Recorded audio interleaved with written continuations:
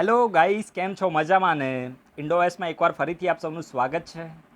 આ વિડીયોમાં આપણે આજરોજ સ્પીપા દ્વારા લેવાયેલી એન્ટ્રન્સ એક્ઝામના જીએસ પેપર 1નું 100% સોલ્યુશન કરવાના છીએ. તો બની શકે કે આ વિડીયો તમને થોડો લાંબો લાગે, તો ઉપર જે 3 ડોટ આપ્યા છે તો ત્યાંથી તમે વિડીયોની સ્પીડને વધારી પણ શકો છો, જેથી કરીને તમારો ટાઈમ સેવ થઈ જાય. તો આપણે બિલકુલ સમય ખરાબ ન કરતા ડિસ્કશનની શરૂઆત કરીએ. એના પહેલાં તમને બધાને એક ગુડ ન્યૂઝ આપી દઉં છું કે આ પેપરમાં 70થી લઈને 75% પેપર આપણી ઇન્ડોઆઈસ ચેનલમાં જે છેલ્લા 3 મહિનામાં કરંટ અફેર્સ ડિસ્કસ કરવામાં આવ્યા એમાંથી ડાયરેક્ટ ક્વેશ્ચનો આવ્યા છે. અને એ દરેકે દરેક વિડીયો આપણા પ્લેલિસ્ટમાં અવેલેબલ પણ છે. જે લોકોએ એને એક્સેસ કરવા હોય એ કરી પણ શકે છે. મેં જે પણ ક્વેશ્ચન પૂછવામાં આવ્યા હતા ડાયરેક્ટ અહીંયા ક્વેશ્ચન બન્યા છે. એક ક્વેશ્ચનને હું તમને અહીંયા લિંક કરીને બતાવીશ કે ક્યાંથી ક્વેશ્ચન આવ્યો છે. તો હવે આપણે બિલકુલ સમય ખરાબ ન કરતા આપણે ડિસ્કશન ઉપર જઈએ છીએ. અને આજનો સૌથી પહેલો જે ક્વેશ્ચન છે તો એલિફન્ટના બારામાં છે. લગભગ 300 જેટલા જે એલિફન્ટ છે, હાથીઓ છે, તો એનું મૃત્યુ થયું હતું સાયનોબેક્ટેરિયાની હિસાબે. અને એ કઈ જગ્યાએ? તો એ ખાસ કરીને ઓકાવાંગો ડેલ્ટા. તો અહીંયા પૂછ્યું છે કે આ જે ઓકાવાંગો ડેલ્ટામાં સાયનોબેક્ટેરિયાને કારણે 300 જેટલા હાથીઓનું મૃત્યુ પામ્યું. તો આ ઓકાવાંગો ડેલ્ટા એ કયા દેશની અંદર આવ્યો છે? તો તમે છે ને ઇન્ડોએસના પ્લેલિસ્ટમાં જઈને જોશો ને તો 28 સપ્ટેમ્બરના દિવસે મેં એક વિડીયો અપલોડ કરેલો છે. તો 28 સપ્ટેમ્બરના જે આપણા કરંટ અફેર્સ હતા તેમાં ડાયરેક્ટલી મેં આ આર્ટિકલને ડિસ્કસ કર્યો હતો. અને એનો સાચો આન્સર આવે છે બોત્સવાના. બોત્સવાનામાં આ 300 જેટલા હાથીઓનું સાયનોબેક્ટેરિયાની હિસાબથી મૃત્યુ થયું હતું. તો આનો સાચો જવાબ શું આવે છે? તો ડી આનો સાચો જવાબ આવે છે. 28 સપ્ટેમ્બરના ઇન્ડોએસના કરંટ અફેર્સમાંથી આ ક્વેશ્ચન ડાયરેક્ટલી આવ્યો છે. એના પછી જે ખાસ કરીને આ પાસ છે ને તો હંમેશા ન્યૂઝમાં રહેતા હોય છે. અત્યારે તમને ખબર છે કે નાથુલા અને નાકુલા ને હંમેશા ન્યૂઝમાં જ હોય છે. ગયા વર્ષે છો તે એ નાથુલા ન્યૂઝમાં હતો, આ વર્ષે નાકુલા ન્યૂઝમાં હતો. સમજી ગયા? તો આ પાસ છે ને તો હંમેશા તમારે આના વિશે કહેવાય ને કે તમારે મેપ પ્રેક્ટિસ કરવાની હોય છે કે આ પાસ એ કઈ જગ્યાએ લોકેટેડ છે, કયા સ્ટેટની અંદર લોકેટેડ છે. તો અહીંયા છે ને તમને પૂછ્યું હતું કે ઈસ્ટથી લઈને તમારે વેસ્ટ એટલે કે પૂર્વથી લઈને પશ્ચિમમાં તમારે આને ગોઠવવાનું હતું. તો આ તમે ક્યારે પોસિબલ થાય કે જ્યારે તમે મેપ પ્રેક્ટિસ કરી હોય ત્યારે જ આ પોસિબલ થાય છે. તો જો સૌથી પહેલાં તો આ જે બોમડીલા પાસ છે ને, બોમડીલા, તો આ ક્યાં આવે છે? તો અરુણાચલ પ્રદેશ. તો અરુણાચલ પ્રદેશ સૌથી ઈસ્ટમાં આવ્યું ને. સમજી લો કે આ અરુણાચલ પ્રદેશ છે. તો અરુણાચલ પ્રદેશની અંદર બોમડીલા આવ્યું છે. એના પછી નાથુલા પાસ. નાથુલા ક્યાં આવ્યું છે? તો સિક્કિમમાં આવ્યું છે. સમજી ગયા? પછી આવે છે સિપકિલા. તો સિપકિલા પાસ ક્યાં આવ્યો છે? તો હિમાચલ પ્રદેશમાં આવે છે. અને પછી આવે છે બનિહાલ પાસ. તો આ બનિહાલ પાસ ક્યાં છે? તો એ કાશ્મીર વેલીની અંદર આવે છે. તો હવે તમે આને મેચ ધ અરેન્જ કરો કઈ જગ્યાએ? તો ઈસ્ટથી લઈને વેસ્ટમાં તમે જાઓ તો સૌથી પહેલાં શું આવશે? તો બોમડીલા આવશે, પછી આવશે નાથુલા, પછી એના પછી આવે છે સિપકિલા, પછી આવે છે બનિહાલ પાસ. તો તમારો જવાબ શું બની જાય છે? જવાબ બની જાય છે એ. તો એ કઈ રીતે? તો 2, 1, પછી આવે છે 3 અને પછી આવે છે 4. તો આનો જવાબ સાચો શું બનશે? તો એ આનો જવાબ બનશે. હું તમને એક્ઝેક્ટ એકદમ પરફેક્ટ દરેકે દરેક આન્સર આપું છું, તો તમારે સાથે સાથે ચેક કરતું રહેવાનું છે. હવે જે નેક્સ્ટ જે ક્વેશ્ચન હતો તો એ નેત્રા પ્રોજેક્ટના બારામાં છે. તો જો આ ઈસરોનો નેત્રા પ્રોજેક્ટ છે, તો આ નેત્રા પ્રોજેક્ટ શાની માટે હતો? તો ખાસ કરીને જે પણ સેટેલાઇટ છે, ઇન્ડિયાની જે પણ સેટેલાઇટ છે, તો આ સેટેલાઇટને જે પણ હઝાર્ડસ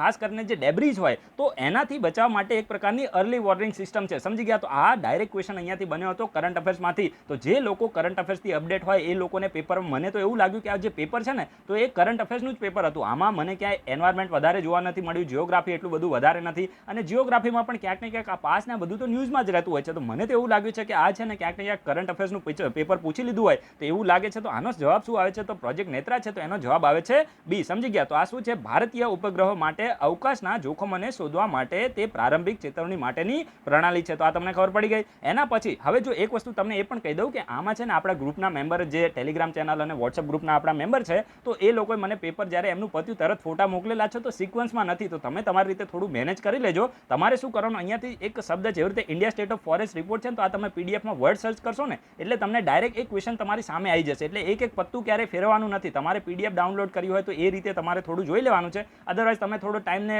ઇન્વેસ્ટ કરીને ચેક પણ કરી શકો છો. હવે જો આ India state of forest report છે ને, તો આમાં એવું પૂછ્યું હતું કે આ રિપોર્ટના હિસાબથી તમારે કહેવાનું હતું કે જે ફોરેસ્ટ કવર છે શાના વાઇઝ? એરિયા વાઇઝ છે, પર્સન્ટેજ વાઇઝ નથી. જો આ વસ્તુ તમારે નોટ કરવાની હતી. અહીંયા તમને એરિયા વાઇઝ પૂછ્યું હતું કે area wise India state of forest report છે, તો એના હિસાબથી તમારે શું કરવાનું હતું? ઇન્ક્રીઝિંગ ઓર્ડરમાં લખવાનું હતું. એટલે કે ચડતા ક્રમમાં લખવાનું હતું કે કયા સ્ટેટનું એરિયા વાઇઝ ફોરેસ્ટ કવર ઓછું છે, એનાથી વધારે કોનું છે, એનાથી વધારે કોનું છે. તો જો સૌથી પહેલાં તમે જે લોકોએ કરંટ અફેર્સમાં અપડેટ રહ્યા છો દરેકે દરેકને, અને મેં ઇવન છે ને આના વિશે આપણા કરંટ અફેર્સની અંદર ક્વેશ્ચન પણ પૂછેલો છે. હું શું કરું છું? ચેનલમાં જે પણ આપણા ડેઇલી વિડીયો આવે છે તો એની સાથે ડાયરેક્ટ લિંક કરીને ક્વેશ્ચન પૂછું છું. તો એમાંથી આ ક્વેશ્ચન આવ્યો. તો જુઓ, સૌથી ઓછું છે તો એ મહારાષ્ટ્રનું આવે છે, મહારાષ્ટ્રથી વધારે કોનું છે તો ઓડિશાનું આવે છે, અને પછી એનાથી વધારે કોનું છે તો છત્તીસગઢનું આવે છે. તો એ રીતે તમે લિંક કરો તો સૌથી પહેલાં શું આવશે તો મહારાષ્ટ્ર આવશે. તમારે ચડતા ક્રમમાં ગોઠવવાનું છે, સમજી ગયા? તો સૌથી પહેલાં શું આવશે? મહારાષ્ટ્ર. એટલે કે આ જો 2 આવે તો આ તો નીકળી ગયું, બરાબર, બી નીકળી ગયું અને ડી નીકળી ગયું. હવે તમારે બચ્યું શું તો એ અને સી બચે છે. પછી શું આવે છે તો ઓડિશા આવે છે. તો હવે તમારે છે ને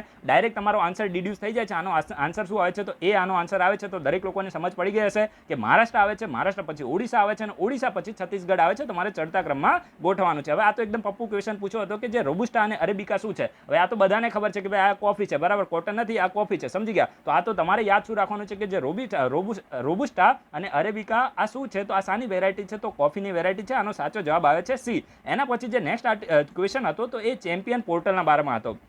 તો 2020માં આ આપણા ઇન્ડોએસના કરંટ અફેર્સમાં ડિસ્કસ કરેલું છે. તમે આપણા જે પ્લેલિસ્ટમાં જઈને તમે ચેક કરી શકો છો. આ દરેકે દરેક ક્વેશ્ચન આવેલા છે. તો આ જે ચેમ્પિયન પોર્ટલ 2020 છે, ચેમ્પિયન પોર્ટલ 2020 તો કઈ મિનિસ્ટ્રી દ્વારા લોન્ચ કરવામાં આવ્યું હતું તો મિનિસ્ટ્રી ઓફ MSME દ્વારા લોન્ચ કરવામાં આવ્યું હતું. ડાયરેક્ટ ક્વેશ્ચન બન્યો હતો. તો તમે એને પણ ચેક કરી શકો છો. એના પછી જે નેક્સ્ટ આર્ટિકલ હતો તો આ થોડો પોલિટીનો ક્વેશ્ચન હતો. સ્ટેટિક પોર્શનમાંથી આપણે એને કહી શકીએ. તો આમાં એવું પૂછ્યું હતું કે આમાંથી which of the following accepted the language as the criteria for the reorganisation of the state. બરાબર છે? એટલે કે સ્ટેટના રીઓર્ગેનાઇઝેશન માટે આપણે કહીએ ને ગુજરાતી કે રાજ્યોનું પુનર્ગઠન કરવા માટે આમાંથી કઈ એવી કમિટી હતી જેણે જે ભાષા છે તો એને એક કહેવાય ને કે ક્રાઇટેરિયા માન્યો હતો. તો જો સૌથી પહેલા તો તમને ખબર હશે કે જે ધાર કમિશન હતું ને તો એને તો આઉટરાઇટલી એને રિજેક્ટ કરી દીધું હતું. પછી જે જેવીપી હતું તો આ જેવીપી કમિશને પણ જે ભાષાના ધોરણે સ્ટેટનું રીઓર્ગેનાઇઝેશન રિજેક્ટ કરી દીધું હતું. તો આનો સાચો જવાબ શું આવે છે? ફઝલ અલી. ફક્ત અને ફક્ત આનો સાચો જવાબ આવે છે બી. સમજી ગયા? તો આ પણ તમારે યાદ રાખવાનું છે. આનો સાચો જવાબ શું આવશે તો ફઝલ અલી જે કમિશન છે તો એને ભાષાના ધોરણે સ્ટેટનું રીઓર્ગેનાઇઝેશન છે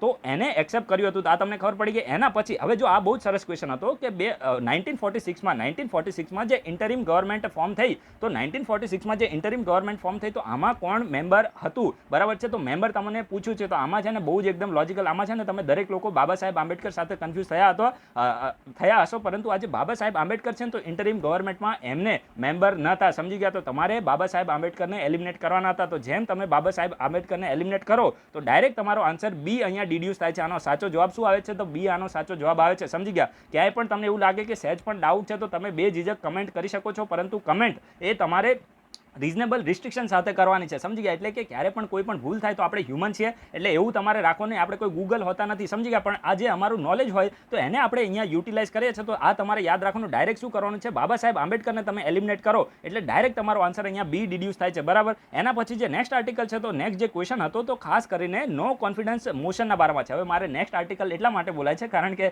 ડેલી આપણા વિડીયો આવે ને તો એમાં ફ્લો એક મેન્ટેન થઈ ગયો છે. સમજી ગયા? તો એ રીતે તમારે થોડું મેનેજ કરી લેવાનું છે. ચાલે રાખે. તો નો કોન્ફિડન્સ મોશનના બારામાં તમને પૂછ્યું છે ઇનકરેક્ટ. ભાઈ દરેકે દરેક ધ્યાન આપજો. ઇનકરેક્ટ પૂછ્યું છે, કરેક્ટ નથી પૂછ્યું. આ યુપીએસસી, જીપીએસસી અને સ્પીપાની મેઇન ગેમ છે ને આ જ ગેમ છે. તમને પૂછ્યું છે કે નો કોન્ફિડન્સ મોશનના બારમાં શું આપણે નો કોન્ફિડન્સને શું કહીએ ગુજરાતીમાં? અવિશ્વાસનો પ્રસ્તાવ અંગે તમને આમાં ખોટા સ્ટેટમેન્ટ કયા છે એને ફાઇન્ડ કરવાના છે. તો પહેલું સ્ટેટમેન્ટ આપ્યું છે it needs support of minimum 20 member before Bing admitted into the house. તો ભાઈ આ સ્ટેટમેન્ટ સાવ ખોટું છે કારણ કે ઓછામાં ઓછા 20 સભ્યોનો ટેકો નહીં, 50 સભ્યોનો ટેકો જોઈએ. કેટલા? 50 સભ્યોનો ટેકો જોઈએ. તો પહેલું સ્ટેટમેન્ટ તો શું થયું તો પહેલું સ્ટેટમેન્ટ તો રોંગ થયું. બીજું શું લખ્યું છે? It can be move against an individual minister. તો આ બી સાવ ખોટું છે કારણ કે કાઉન્સિલ ઓફ મિનિસ્ટરની અગેન્સ્ટમાં જ નો કોન્ફિડન્સ મોશન આવે. ઇન્ડિવિડ્યુઅલ મિનિસ્ટરની અગેન્સ્ટમાં એને આપણે શું કહીએ? સેન્સર મોશન કહીએ. સમજી ગયા? તો આ સ્ટેટમેન્ટ બી રોંગ થયું. તો તમને અહીંયા શું પૂછ્યું છે? ઇનકરેક્ટ પૂછ્યું. તો બંને અહીંયા ઇનકરેક્ટ થાય છે. સમજી ગયા? બંને સ્ટેટમેન્ટ ઇનકરેક્ટ છે. તમારે જવાબ અહીંયા ટીક કરવાનો હતો. સી જવાબ આનો ટીક કરવાનો હતો. બરાબર છે? હવે આગળ વધતા પહેલાં તમને દરેક લોકોને એક નોટિફિકેશન આપી દઉં કે આ વિડીયોના ડિસ્ક્રિપ્શન બોક્સમાં આપણી ટેલિગ્રામ ચેનલ છે, ટ્વિટર અકાઉન્ટ, ઇન્સ્ટાગ્રામ અકાઉન્ટ, દરેકે દરેક સોશિયલ મીડિયા પ્લેટફોર્મની લિંક આપી છે. એમાં બધામાં તમે છે ને ટેલિગ્રામ ચેનલમાં જ જોઈન થઈ જાઓ કારણ કે આપણે એક્ટિવ ત્યાં જ છીએ અને તમને સારામાં સારા જે મટીરિયલ હશે યુપીએસસી, જીપીએસસી માટે મટીરિયલ છે ગુજરાતી લિટરેચર સિવાય તો એ તમને ત્યાં મળતું રહેશે. એના સિવાય ડેલી કરંટ અફેર્સની અપડેટ પણ ત્યાં મળતી રહેશે અને એના સિવાય હું ક્વેશ્ચન પણ ત્યાં જે MCQ ટાઈપના ક્વેશ્ચન હોય જે એક્ઝામ માટે રેલેવન્ટ હોય તો એને પોસ્ટ કરતો રહું છું. તો તમારે એ જે ટેલિગ્રામ ચેનલની લિંક આપી છે ત્યાંથી તમે જોઈન થઈ જાઓ અને જો લિંક એક્ટિવ ના થાય તો તમારે જસ્ટ ખાલી ટેલિગ્રામમાં જઈને ઇન્ડોઆઈ સર્ચ કરવાનું છે. 1700 જેટલા મેમ્બર છે તો એ ચેનલને તમારે જોઈન કરી લેવાની છે. ઠીક છે? એના પછી જે નેક્સ્ટ આર્ટિકલ છે તો તે પબ્લિક અકાઉન્ટ કમિટીના બારામાં છે. બરાબર? મતલબ આર્ટિકલ ઇન ધ સેન્સ કે મતલબ ક્વેશ્ચન. બરાબર છે? તો પબ્લિક અકાઉન્ટ કમિટીના બારામાં ક્વેશ્ચન છે તો તમને પૂછ્યું છે આમાં કરેક્ટ ફાઇન્ડ કરવાનું. તો અહીંયા પહેલું સ્ટેટમેન્ટ તમને શું આપ્યું છે તો કમિટી છે તો એને 1921માં સેટઅપ કરવામાં આવ્યું હતું. આ સ્ટેટમેન્ટ બિલકુલ સાચું છે. પબ્લિક અકાઉન્ટ કમિટીના બારામાં આપણા ચેનલમાં છેલ્લા 3 મહિનામાં આર્ટિકલ ડિસ્કસ ડિસ્કસ થયેલો છે. તમે આપણું જે પ્લેલિસ્ટ છે તો એની અંદર જઈને ચેક કરી લેજો. ડાયરેક્ટ ક્વેશ્ચન અહીંયાથી આવ્યો છે. તો પબ્લિક અકાઉન્ટ કમિટી છે તો 1921માં સેટઅપ થઈ, તો આ સાચું છે. બીજું સ્ટેટમેન્ટ સાવ ખોટું છે ભાઈ. શા માટે? કારણ કે આમાં અપર હાઉસ લખ્યું છે. અપર હાઉસ એટલે રાજ્યસભા. તો રાજ્યસભાના 15 મેમ્બર હોય છે એવું નથી. રાજ્યસભાના મેક્સિમમ 7 મેમ્બર હોય છે અને લોકસભાના 15 મેમ્બર હોય છે. ટોટલ 22 મેમ્બર હોય છે. કેટલા? ટોટલ 22 મેમ્બર હોય છે. તો તમે સમજી ગયા. તો આ સ્ટેટમેન્ટ રોંગ થયું. તમને શું પૂછ્યું હતું? સાચું પૂછ્યું હતું. તો એ આનો જવાબ આવે છે. હું તમને લાઈવ પેપર સોલ્યુશન કરીને બતાવું છું. તો તમારે આનો એકદમ વધારે ફાયદો ઉઠાવવાનો છે અને આ તમને હંમેશા બીજી એક્ઝામમાં પણ ફાયદો કરશે. સમજી ગયા.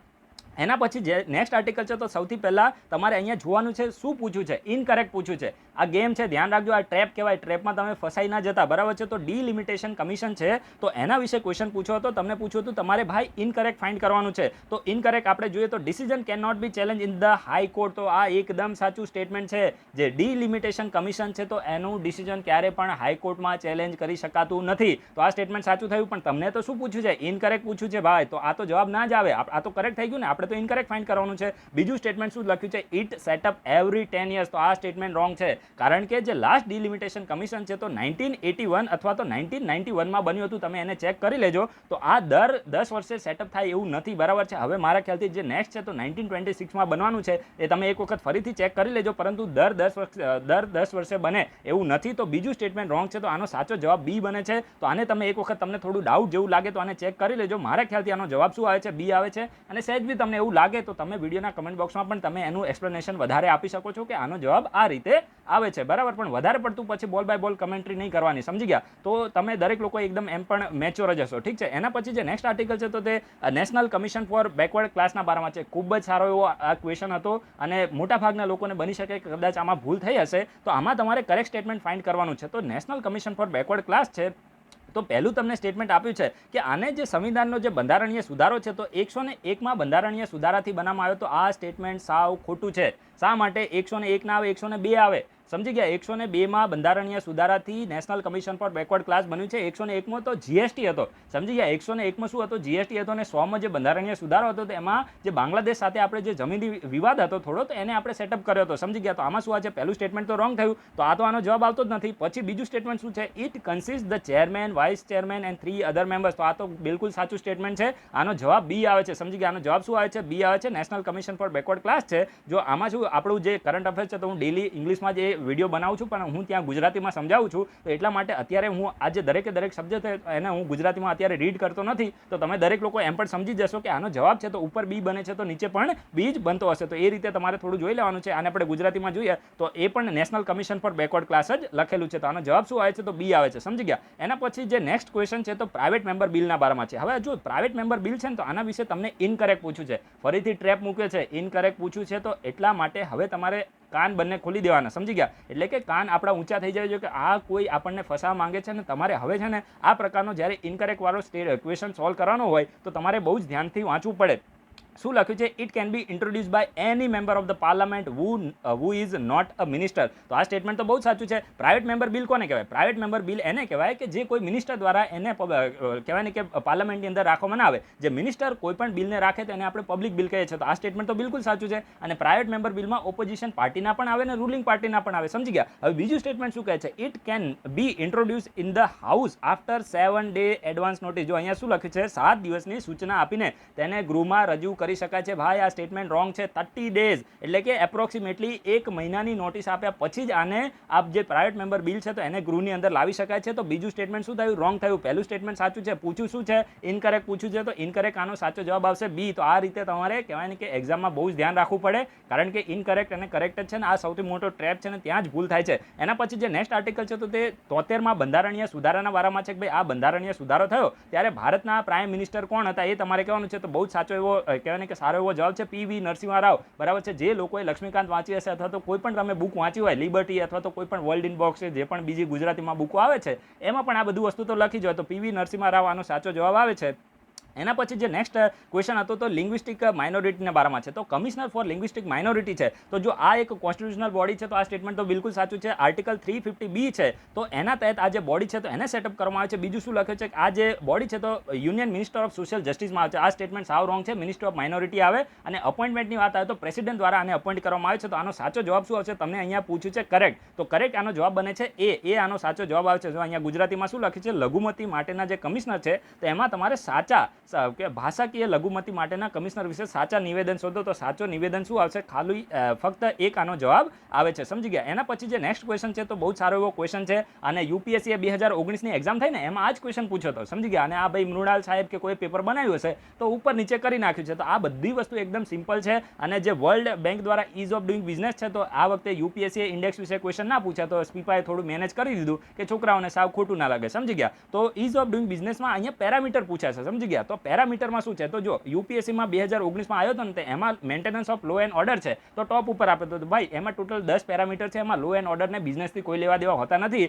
તો આ જે ચોથું છે ને એ તો તમે એકદમ સ્ટ્રેટ ફોરવર્ડ એને એલિમિનેટ કરી શકો છો. હવે બાકીના જે 3 છે તો આ 3 તમે જોઈ શકો છો કે ભાઈ ડીલિંગ વિથ કન્સ્ટ્રક્શન પરમિટ છે, પેઇંગ ટેક્સીસ છે અને રજિસ્ટરિંગ પ્રોપર્ટી છે. તો આ બધું છે ને બિઝનેસ સાથે ડીલ કરે છે. આનો સાચો જવાબ શું આવે છે? તો સી આનો સાચો જવાબ આવે છે. એના પછી આ છે ને લગભગ મેં આજે થઈ કઈ તારીખ થઈ 11 તારીખ થઈ ને લગભગ તમે 8 કે એ તારીખનો તમે વિડીયો જોજો આપણી ઇન્ડો આઈએસમાં. એમાં મેં ડાયરેક્ટ આ ક્વેશ્ચન ડિસ્કસ કરેલો છે. બરાબર? જે પેલી એક બેનને કહેવાય ને કે નોબેલ પ્રાઇઝ મળ્યો તો ત્યારે મેં આ આર્ટિકલને ડિસ્કસ કર્યો હતો. તો એમાંથી ડાયરેક્ટ ક્વેશ્ચન આવે છે. તો આ ક્રિસ્પર ટેકનોલોજી છે તો બાયોલોજીથી ડીલ કરે છે. તો આ પણ તમને ખબર પડી ગઈ હશે. એના પછી જે જીએસટી કાઉન્સિલના બારામાં ક્વેશ્ચન આવ્યો હતો કે જીએસટી કાઉન્સિલ હોય તો એમાં કોરમ કેટલી જરૂર પડે છે. હવે કોરમ એટલે શું થાય? કોરમને આપણે દેશી ભાષામાં કહીએ ગુજરાતીમાં તો મિનિમમ કેટલા મેમ્બરની પ્રેઝન્ટ થાય પછી આપણે એને મિટિંગને શરૂઆત કરી શકીએ. માની લો કે આપણે 10 જણા છીએ, બરાબર? આપણે 10ની કોઈ મિટિંગ થવાની છે અને 10માં આપણું એવું ડિસિઝન છે કે ભાઈ આ 10માંથી 5 આવશે ને અથવા તો 6 આવશે ને તો જ આપણે મિટિંગની શરૂઆત કરશું, નહીં તો આપણે મિટિંગની શરૂઆત નહીં કરીએ. માની લો કે 4 આવ્યા તો ભાઈ કોઈ જે મેન પર્સન હોય ના પાડી દે કે આજે મિટિંગ થવાની નથી. તો 10માંથી જ્યારે 6 મેમ્બર આવું ડિસાઇડ કર્યું હોય એને આપણે કોરમ કહીએ છીએ. તો જે જીએસટી કાઉન્સિલ છે તો એની માટે કોરમ કેટલી છે? તો 50% જીએસટી કાઉન્સિલ માટે કોરમ છે. બહુ જ એકદમ સ્ટ્રેટ ફોરવર્ડ ક્વેશ્ચન હતો, ડાયરેક્ટ એકદમ ઇઝી ક્વેશ્ચન હતો. એના પછી જે નેક્સ્ટ ક્વેશ્ચન છે તો રામસર વેટલેન્ડના બારામાં છે કે અત્યારે જો રિસન્ટલી 10 જેટલી નવી સાઇટ છે ને તો આ કરંટ અફેર્સમાં હતું, ઇન્ડો આઈએસમાં પણ આવેલું છે અને મેં આના વિશે ડાયરેક્ટ ક્વેશ્ચન પૂછ્યો હતો. હું શું કરું છું? ડાયરેક્ટ ક્વેશ્ચનને લિંક કરીને ક્વેશ્ચન પૂછું છું અને એનો જ આ પેપરની અંદર જે આપણા મેમ્બર છે એને ફાયદો થયો છે. એક મેમ્બરનો તો મને પેપર પછી મેસેજ આવ્યો કે પેપર ચાલુ હતું ને ત્યારે તમારો અવાજ છે અમારા કાનની અંદર ગુંજતો હતો કે ભાઈ આ દરેક વસ્તુ ક્યાંક ને ક્યાંક એવું લાગે છે કે ભાઈ આ ચેનલમાંથી જ આવ્યું છે. સમજી ગયા? હું તમને એવું હોય તો મેસેજ પણ એ બતાવીશ અને મને પણ ત્યારે એક હસવું આવી ગયું હતું કે ભાઈ આ રિયલમાં પેપર છે એટલું સિમ્પલ પેપર અને સારું એવું પેપર આવી ગયું છે. તો જે પણ લોકોએ કરંટ અફેર્સને બહુ જ એકદમ સારી રીતે ફોલો કર્યા હશે છેલ્લા 3 મહિનાના એ લોકો ટોપમાં આવશે એની આપણી ગેરંટી છે. તો જો 10 જેટલી રામસર વેટલેન્ડ સાઇટ છે તો એને નોટિફાઈ કરવામાં આવી હતી. તો આમાં તમારે મેચ ધ ફોલોઈંગ આપ્યું છે. બરાબર? મેચ ધ એટલે તમારે એમ કહેવાનું છે આમાં કઈ હતી. બરાબર? તો આ 3 છે ને જે નંદોર મધમેશ્વર બર્ડ સેન્ચુરી છે એના પછી ખાસ કરીને કેશવપુર મૈની કન્ઝર્વેશન રિઝર્વ પંજાબમાં છે અને જે શમશાપુર બર્ડ સેન્ચુરી ઉત્તર પ્રદેશમાં છે. તો 3 આનો સાચો જવાબ આવે છે. ડી આનો સાચો જવાબ છે. અને પછી આ જો બાયોરોક ટેકનોલોજી છે તો આ શાની માટે છે? આપણા ગુજરાતમાં જે જીઓલોજીકલ સર્વે ઓફ ઇન્ડિયા છે અને ગુજરાતનો ફોરેસ્ટ ડિપાર્ટમેન્ટ છે તો બંને દ્વારા સાથે મળીને આ બાયોરોક ટેકનોલોજી છે તો એનો યુઝ કરવામાં આવી રહ્યો છે. શાની માટે? તો કોરલ રીફના રિસ્ટોરેશન માટે. બહુ જ ઇમ્પોર્ટન્ટ છે, યાદ રાખજો. કોરલ રીફના રિસ્ટોરેશન માટે છે. એન્વાયરમેન્ટમાં કોઈ ક્વેશ્ચન બન્યા છે તો ડાયરેક્ટ કરંટ અફેર્સથી લિંક કરીને ક્વેશ્ચન બન્યા છે. બધું કરંટ અફેર્સમાં રહ્યું છે. સમજી ગયા? તો હવે તમારે સમજવાનું શું આનાથી કે ભાઈ યુપીએસસી, જીપીએસસી અને સ્પીપા 3 એક્ઝામમાં કરંટ અફેર્સને પ્રાયોરિટી આપો. આપણા કરંટ અફેર્સના ડેલી વિડીયો આવે છે. હું તમને હજુ કહું છું, તમે એસટીઆઈ પીઆઈની એક્ઝામની પ્રિપેરેશન કરો છો, જીપીએસસી ક્લાસ 1 2ની પ્રિપેરેશન કરો છો અથવા તો તમે યુપીએસસી લેવલની પ્રિપેરેશન કરો છો. જો છેલ્લા 3 મહિનામાં આપણી ચેનલમાંથી જે યુપીએસસીનું 4 ઓક્ટોબરે પેપર થયું ને એમાંથી 17 ક્વેશ્ચનો ખાલી 3 મહિનામાંથી આવી ગયા હતા. મેં આપણી ચેનલમાં એને પોસ્ટ પણ કરેલા છે, તમે એને ચેક પણ કરી શકો છો. તો તમારે શું કરવાનું છે? જે પણ કોઈ નવા મેમ્બર હવે આપણી પાસે જોઈન થશે તો તમે ડેઈલી આપણા જે વિડીયો છે તો એને જોતા રહેજો. હું એકદમ ક્વોલિટી કન્ટેન્ટ તમને આપું છું ને આજનો વિડીયો આપણે અપલોડ પણ કરેલો છે. તમે એને જોઈ પણ શકો છો કે આપણી કરંટ અફેર્સની ક્વોલિટી કેવી હોય છે. તમને સારો લાગે તો જ તમારે જોવાનું છે, અદરવાઇઝ તમે એને બંધ પણ કરી શકો છો. તો આ તમને ખબર પડી કે બાયોરોક ટેકનોલોજી શાની માટે છે? તો પરવાળાના ખડકોની પુનઃસ્થાપના એટલે કે restoration of the coral reef માટે છે. પછી આ નોટાનો ઓપ્શન કઈ જગ્યાએ NOTA option is available to voters in blank election. બરાબર? એટલે કે કયા ઇલેક્શનની અંદર અવેલેબલ હોય છે. તો જો સુપ્રીમ કોર્ટે એક જજમેન્ટ આપ્યું હતું, સુપ્રીમ કોર્ટે જજમેન્ટ આપ્યું હતું કે ભાઈ રાજ્યસભાનું ઇલેક્શન થાય છે એની અંદર નોટાને તમે યુઝ નહીં કરી શકો. આ જજમેન્ટ સુપ્રીમ કોર્ટે લગભગ 2018 કે 19માં જ આપ્યું હતું ને એટલા જ માટે આ ન્યૂઝમાં રહ્યું હતું. અને આ કન્ટેમ્પરરી અફેર્સમાંથી ક્વેશ્ચન આવે છે. તો રાજ્યસભાના ઇલેક્શનમાં તમે એને એલિમિનેટ કરી દો અને લોકસભા અને સ્ટેટ એસેમ્બલીના ઇલેક્શનમાં તો થાય જ છે. તો આનો સાચો જવાબ શું આવે છે? તો એ આનો સાચો જવાબ આવે છે. સમજી ગયા? સુપ્રીમ કોર્ટે જજમેન્ટ આપ્યું હતું 2014માં ઇલેક્શન કમિશન ઓફ ઇન્ડિયાએ એવું કીધું હતું કે જે રાજ્યસભાનું ઇલેક્શન થાય તો એમાં નોટા યુઝ કરી શકો. પછી સુપ્રીમ કોર્ટે જજમેન્ટ આપ્યું 2018 કે 19માં કે ભાઈ તમે સુપ્રીમ કોર્ટને 18 કે 19માં જજમેન્ટ આપ્યું કે ભાઈ રાજ્યસભાનું ઇલેક્શન છે તો એમાં તમે નોટાને યુઝ નહીં કરી શકો. સમજી ગયા? તો આ તમને ખબર પડી ગઈ. સાચો જવાબ શું આવશે? ફક્ત 1 અને 2 આનો સાચો જવાબ આવે છે. એ આનો સાચો જવાબ છે. એના પછી જે નેક્સ્ટ આર્ટિકલ છે તો તે જીએસટી કમ્પેન્સેશન સેસના બારામાં છે. આર્ટિકલ જ મોઢામાંથી નીકળી જાય છે, ચાલે રાખે, બરાબર. ક્વેશ્ચન છે જીએસટી કમ્પેન્સેશન સેસના બારામાં છે. આ જીએસટી કમ્પેન્સેશન સેસ છે તો આમાં તમને 3 સ્ટેટમેન્ટ આપે છે ને તમારે એમાંથી કરેક્ટ છે તો એને આઈડેન્ટિફાઈ કરવાનું છે. પહેલું સ્ટેટમેન્ટ શું કહે છે? It is levied by the union government. હવે બીજું સ્ટેટમેન્ટ શું કહે છે? It is levied on all goods and services. તો જો આ ઓલ ગુડ્સ એન્ડ સર્વિસ લખ્યું ને આ સ્ટેટમેન્ટ સાવ રોંગ છે. દરેકે દરેક ગુડ્સ એન્ડ સર્વિસ ઉપર નથી. અને ત્રીજું સ્ટેટમેન્ટ શું કહે છે? State will be compensate if their revenue growth is less than 12% after the implementation of the GST. ભાઈ આ જે છે ને ટ્રેપ મૂકી દીધો. ટ્રેપ શા માટે? 12% નથી, 14% છે. કેટલું? 14% છે. આ યુપીએસસી જીપીએસસી છે ભાઈ. સમજી ગયા? તમારે દરેકે દરેક વસ્તુને એકદમ સિરિયસલી લેવી પડે તો જ તમારો ક્વેશ્ચન સાચો પડે. તો 14% આવે છે તો આ સ્ટેટમેન્ટ બી ત્રીજું બી રોંગ થયું. હવે જો તમારે છે ને થોડું એકદમ લોજિકલી વિચારવાનું છે. ત્રીજું ગયું તો આ બંને તો ગયા, ઓલ તો આવે નહીં. સમજી ગયા? તમને કરેક્ટ પૂછ્યું છે. હવે જો આ જે જીએસટી કમ્પેન્સેશન સેસ છે તો આ સેન્ટ્રલ ગવર્મેન્ટ દ્વારા એને કલેક્ટ કરવામાં આવે છે, લેવિડ કરવામાં આવે છે અને પછી સ્ટેટને ડિસ્ટ્રીબ્યુટ કરવામાં આવે છે. તો આનો સાચો જવાબ શું આવશે? એ આનો સાચો જવાબ આવશે. ઓલ ગુડ્સ ઉપર તો આવતું જ નથી તો બી તો એલિમિનેટ થઈ જાય. સમજી ગયા? તો આ રીતે તમારે એલિમિનેશન ટેકનિકને યુઝ કરીને ક્વેશ્ચન છે તો એને સોલ્વ કરવાનો છે. ડ્યુરિંગ કોવિડ-19 pandemic blank act was invoke to fix the price of the mask and sanitizer. એટલે કે જ્યારે કોવિડ-19 પેન્ડેમિક ચાલુ હતું તો ત્યારે ખાલી જગ્યા એક્ટને ઇન્વોક કરીને જે માસ્ક અને જે સેનિટાઇઝર છે તો એને એસેન્શિયલ કોમોડિટી તરીકે એને ઘોષિત કરવામાં આવ્યા હતા. સમજી ગયા? તો આ એસેન્શિયલ કોમોડિટી એક્ટનો યુઝ કરીને એને કહેવાય ને કે એની જે પ્રાઇસ છે તો એને ફિક્સ કરવામાં આવી હતી. સમજી ગયા? એસેન્શિયલ કોમોડિટી એક્ટ છે તો એનો યુઝ કરીને આની જે માસ્ક અને સેનિટાઇઝરની જે પ્રાઇસ છે તો એને ફિક્સ કરવામાં આવી હતી અને જુલાઈ મહિનામાં લગભગ આને છે ને હટાઈ પણ દેવામાં આવી છે. સમજી ગયા? તો એ તો તમારે એમાં પડવાની જરૂર નથી. જસ્ટ એસેન્શિયલ કોમોડિટી એક્ટ આનો સાચો જવાબ આવે છે. પછી આ જે ક્વેશ્ચન છે ને ડાયરેક્ટલી મેં ઇન્ડોઆઈએસમાં આપણે કરંટ અફેર્સમાં જ્યારે રિપોર્ટ ડિસ્કસ કરતા હોય ને તો હું તમને લિંક કરીને ક્વેશ્ચન પૂછું છું. એ દિવસે મેં લગભગ 4 કે 3 રિપોર્ટ મેં પૂછ્યા હતા. એમાંથી ડાયરેક્ટ આ ક્વેશ્ચન બની ગયો. સમજી ગયા? તો આ વસ્તુ પોઝિટિવ તમે એને જો હું હંમેશા આજે પણ મેં વિડીયોમાં કીધું છે કે જે લોકો મારા જે ક્વેશ્ચનને પ્રાયોરિટી આપે છે અને એને સિરિયસલી તમે એને અટેમ્પ્ટ કરો છો તો તમને 100% એનો એડવાન્ટેજ થાય છે. અને આ ગ્લોબલ જેન્ડર ગેપ ઇન્ડેક્સ છે 2020 તો વર્લ્ડ ઇકોનોમિક ફોરમ છે તો એના દ્વારા રિલીઝ કરવામાં આવે છે. એકદમ સિમ્પલ ક્વેશ્ચન હતો. ગ્લોબલ જેન્ડર ગેપ ઇન્ડેક્સ 2020 તો વર્લ્ડ ઇકોનોમિક ફોરમ આનો જવાબ આવે છે. એના પછી જે નેક્સ્ટ આર્ટિકલ છે તો તે ગાપીના બારામાં છે. હવે આ ગાપી છે ને એ પણ ન્યૂઝમાં રહ્યું હતું, આપણી ચેનલમાં આપણે ડિસ્કસ કરેલું છે.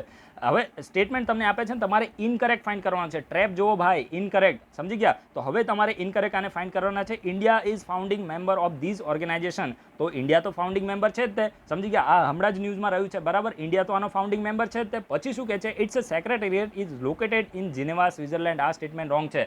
શા માટે? કારણ કે ઓઈસીડીનું હેડક્વાર્ટર છે ને, ઓઈસીડીનું હેડક્વાર્ટર ક્યાં છે? પેરિસમાં છે. ફ્રાન્સના પેરિસમાં છે તો ત્યાં આનું સેક્રેટેરિયેટ લોકેટેડ છે. તો આ બીજું સ્ટેટમેન્ટ છે તો એ શું થઈ જાય છે? રોંગ થઈ જાય છે. અને તમને ફાઇન્ડ કરવાનું શું કીધું છે? રોંગ કીધું છે. તો રોંગ શું આવે? બી આવે. સમજી ગયા? તો આ રીતે તમારે પેપરને સોલ્વ કરવાનું હોય તો જ તમને મજા આવે. સમજી ગયા? પછી નેક્સ્ટ જે ક્વેશ્ચન છે તો એ ખાસ કરીને જે લોકસ્ટ અટેક છે, પેલું તીડ આપણે કહીએ ને, દેશી ભાષામાં તીડ કહીએ. પછી ગામડામાં તમે જોયું હશે કે લોકો થાળીઓ લઈને પેલું જે એમાં પણ ખાસ કરીને રાજસ્થાન સાથે જેની બોર્ડર આવે છે, બરાબર. તો ત્યાં તમે જોયું હશે કે ગામડાના લોકો શું કરે? થાળીઓ લઈને તીડને ભગાડે. સમજી ગયા? તો આ લોકસ્ટ અટેક, તીડને આપણે ઇંગ્લિશમાં લોકસ્ટ કહે છે. તો લોકસ્ટ અટેક 2020 થયો તો એમાં કયા દેશે નેશનલ ઇમરજન્સીને ઘોષિત કરી હતી? તો તમને ખબર છે કે સોમાલિયા છે, પાકિસ્તાન છે. તો બંનેમાં લોકસ્ટ અટેક થાય છે ભાઈ. સમજી ગયા? તો આ બંને દેશે આ તીડના અટેકની હિસાબે નેશનલ ઇમરજન્સીને ઘોષિત કરી હતી. ધ હિન્દુમાં પૂરો આર્ટિકલ પણ આવ્યો હતો. તો આનો સાચો જવાબ શું આવે છે? તો સી આનો સાચો જવાબ આવે છે.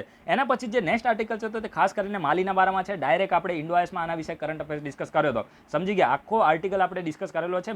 માલીની પૂરેપૂરી જે જીઓગ્રાફી છે તો એ મેં આપણા આર્ટિકલમાં ડિસ્કસ કરાવી હતી, બરાબર. કે ભાઈ વેસ્ટર્ન આફ્રિકા છે તો એમાં આવે છે કે ઈસ્ટર્ન આફ્રિકામાં આવે છે, એની બોર્ડરિંગ કન્ટ્રી કઈ છે ને એ જ ક્વેશ્ચન ડાયરેક્ટ બને છે. મને તો એવું લાગ્યું કે સ્પીપાએ આપણા જે કરંટ અફેર્સને ફોલો કર્યા લાગે છે એવું મને લાગ્યું. આપણું એરોગન્સ નથી પણ હું તમને જે રિયાલિટી છે એ તમારી સામે પ્રેઝન્ટ કરું છું. તો તમારે અહીંયા માલીના રિગાર્ડિંગ તમારે કરેક્ટ જે સ્ટેટમેન્ટ છે તો એને આઈડેન્ટિફાય કરવાના છે. પહેલું સ્ટેટમેન્ટ શું લખ્યું છે કે જો જે માલી ઇઝ લેન્ડલોક, હવે બીજું સ્ટેટમેન્ટ હું તમને પહેલાં કહું તો તમને પહેલું એની સાથે તમે ડાયરેક્ટ લિંક કરી શકો. It is landlocked country of Eastern Africa. તો ભાઈ આ ઈસ્ટર્ન આફ્રિકામાં નથી. માલીને તમે આફ્રિકાનો મેપ અત્યારે જોશો ને તો વેસ્ટર્ન આફ્રિકામાં આવે છે, સમજી ગયા. તો ઈસ્ટર્ન આફ્રિકામાં તો આવે જ નહીં, તો આ તો રોંગ થઈ ગયું. અને આને શું લખ્યું છે કે ઇટ બોર્ડર્સ વિથ ધ સુડાન, બરાબર. તો ભાઈ સુડાન તો આ સાઈડ આવ્યું, સમજી ગયા. તો માલી અહીંયા વેસ્ટર્ન આફ્રિકામાં આવે છે, સુડાન અહીંયા આવે છે, તો આની બોર્ડર ક્યાંથી ટચ થાય? અને તમે આ વસ્તુ થોડી મેપ પ્રેક્ટિસ કરી હોય તો જ તમે આનો આન્સર આપી શકો. અત્યારે તો શું છે કે ભાઈ અત્યારે તો મેં કરંટ અફેર્સ ડિસ્કસ કરાયેલા છે એટલે મને કંઈ નવું ના લાગે, પરંતુ તમે આના વિશે પ્રેક્ટિસ ના કરી હોય તો ડિફિકલ્ટ તો લાગે ના. તો ભાઈ આપણે હ્યુમન જ છીએ, કોઈ એવું પણ નથી કે ભાઈ આપણે કમ્પ્યુટર છે બધું ખબર હોય તો ભૂલ પડી જાય તો બહુ ટેન્શન લેવાનું નહીં, બરાબર. તો અત્યારે તમે એક વખત ફરીથી મેપમાં જઈને આને લોકેટ કરી લેજો. તો આનો સાચો જવાબ શું આવે? તો અહીંયા તમને કરેક્ટ પૂછ્યું તો આનો સાચો જવાબ આવશે ડી. બંને અહીંયા રોંગ છે, કારણ કે વેસ્ટર્ન આફ્રિકામાં આવે છે ને સુદાન, આ બધાને કોઈ બાઉન્ડ્રી ટચ થતી નથી. એના પછી જે નેક્સ્ટ આર્ટિકલ છે તો આ ક્વેશ્ચન મેં ડાયરેક્ટ પૂછ્યો હતો. કરંટ અફેર્સ આપણે ડિસ્કસ કરતા હોય ને ત્યારે મેં આ ક્વેશ્ચન પણ પૂછેલો છે. જે લોકોએ નોટ્સ બનાવી હશે તમને બધાને ફાયદો થાય છે. અને કરંટમાં આપણી જે ચેનલ છે તો એમાં ઘણા બધા ઇન્ટેલેક્ચ્યુઅલ લોકો ક્વેશ્ચનના આન્સર આપે છે. તમે એક વખત જઈને ટાઈમ નીકાળીને આપણી ચેનલનું કમેન્ટ બોક્સ છે તો એને વિઝિટ કરજો. તમને ત્યાં ઇન્ટેલેક્ચ્યુઅલ લોકો, ખાસ કરીને DCDM લેવલનું જે પોતાની કહેવાય ને કે ડ્રીમ રાખવાવાળા લોકો તમને આ ચેનલની અંદર જોવા મળશે, સમજી ગયા. તો અહીંયા જે ક્વેશ્ચન છે તો જેનેટિક એન્જિનિયરિંગ અપ્રેઝલ કમિટીના બારામાં છે. હવે ક્વેશ્ચન શું છે કે આ જે જેનેટિક એન્જિનિયરિંગ અપ્રેઝલ કમિટી છે તો આને કયા એક્ટના તહેત આને કોન્સ્ટિટ્યુટ કરવામાં આવે છે? બહુ સિમ્પલ હતું, એન્વાયરમેન્ટ પ્રોટેક્શન એક્ટ 1986 છે તો એના તહેત આને સેટઅપ કરવામાં આવે છે. તો આ તમને ખબર પડી ગઈ. એકદમ સિમ્પલ ક્વેશ્ચન હતો. Which of the following medicine is blame for the large scale of the death of the vulture in India? આ પણ ક્વેશ્ચન આપણે પૂછેલો છે, સમજી ગયા. આ ક્વેશ્ચનને પણ આપણે ઇન્ડોએસમાં પૂછેલો છે. આ 3 મહિનામાં જ આ બધું થયું છે. મને એવું લાગે કે ડાયરેક્ટ ક્વેશ્ચન આવ્યા છે કે શું, સમજી ગયા. તો ડાયક્લોફેનેકના હિસાબથી આ જે વલ્ચર છે, વલ્ચરને આપણે શું કહીએ? ગીધ કહીએ ને, સમજી ગયા. ગીધ છે તો આ ડાયક્લોફેનેકને કન્ઝ્યુમ કરવાથી આ વલ્ચરનું મૃત્યુ થયું હતું. ને પછી ઇન્ડિયાની અંદર જે ડાયક્લોફેનેક છે તો આ દવાઈને આમાં શું થાય કે જે લોકો હોય ને ખેડૂતો, તો એ ગાયોને બધું હોય ને તો એ લોકોને શું કરે, એનું દૂધ વધારે આવે તો એના માટે આનું ઇન્જેક્શન આપતા હતા. પછી એ જ્યારે ગાયને મરી જાય ને તો ગીધનું કામ શું હોય, એ ગીધ છે તો આના ઉપર કન્ઝ્યુમ કરે તો પછી આ ડાયક્લોફેનેક ગીધના શરીરમાં જતું ને એની મૃત્યુ થઈ જતી હતી. તો ઇન્ડિયાએ આ જે ડાયક્લોફેનેક છે તો એને બેન કરી દીધી છે. આનો સાચો જવાબ શું આવે છે? સાચો જવાબ આનો આવે છે સી, સમજી ગયા. આનો સાચો જવાબ શું આવે છે? સી આનો સાચો જવાબ આવે છે. એના પછી જે નેક્સ્ટ ક્વેશ્ચન છે તો એ ખાસ કરીને એક્સપોર્ટ પ્રિપેર્ડનેસ ઇન્ડેક્સ 2020ના બારામાં છે. આ ક્વેશ્ચન ડાયરેક્ટ આપણા આર્ટિકલમાંથી આવ્યો છે, સમજી ગયા. અને ત્યારે મેં કીધું હતું આ આપણું ગુજરાત એક્સપોર્ટ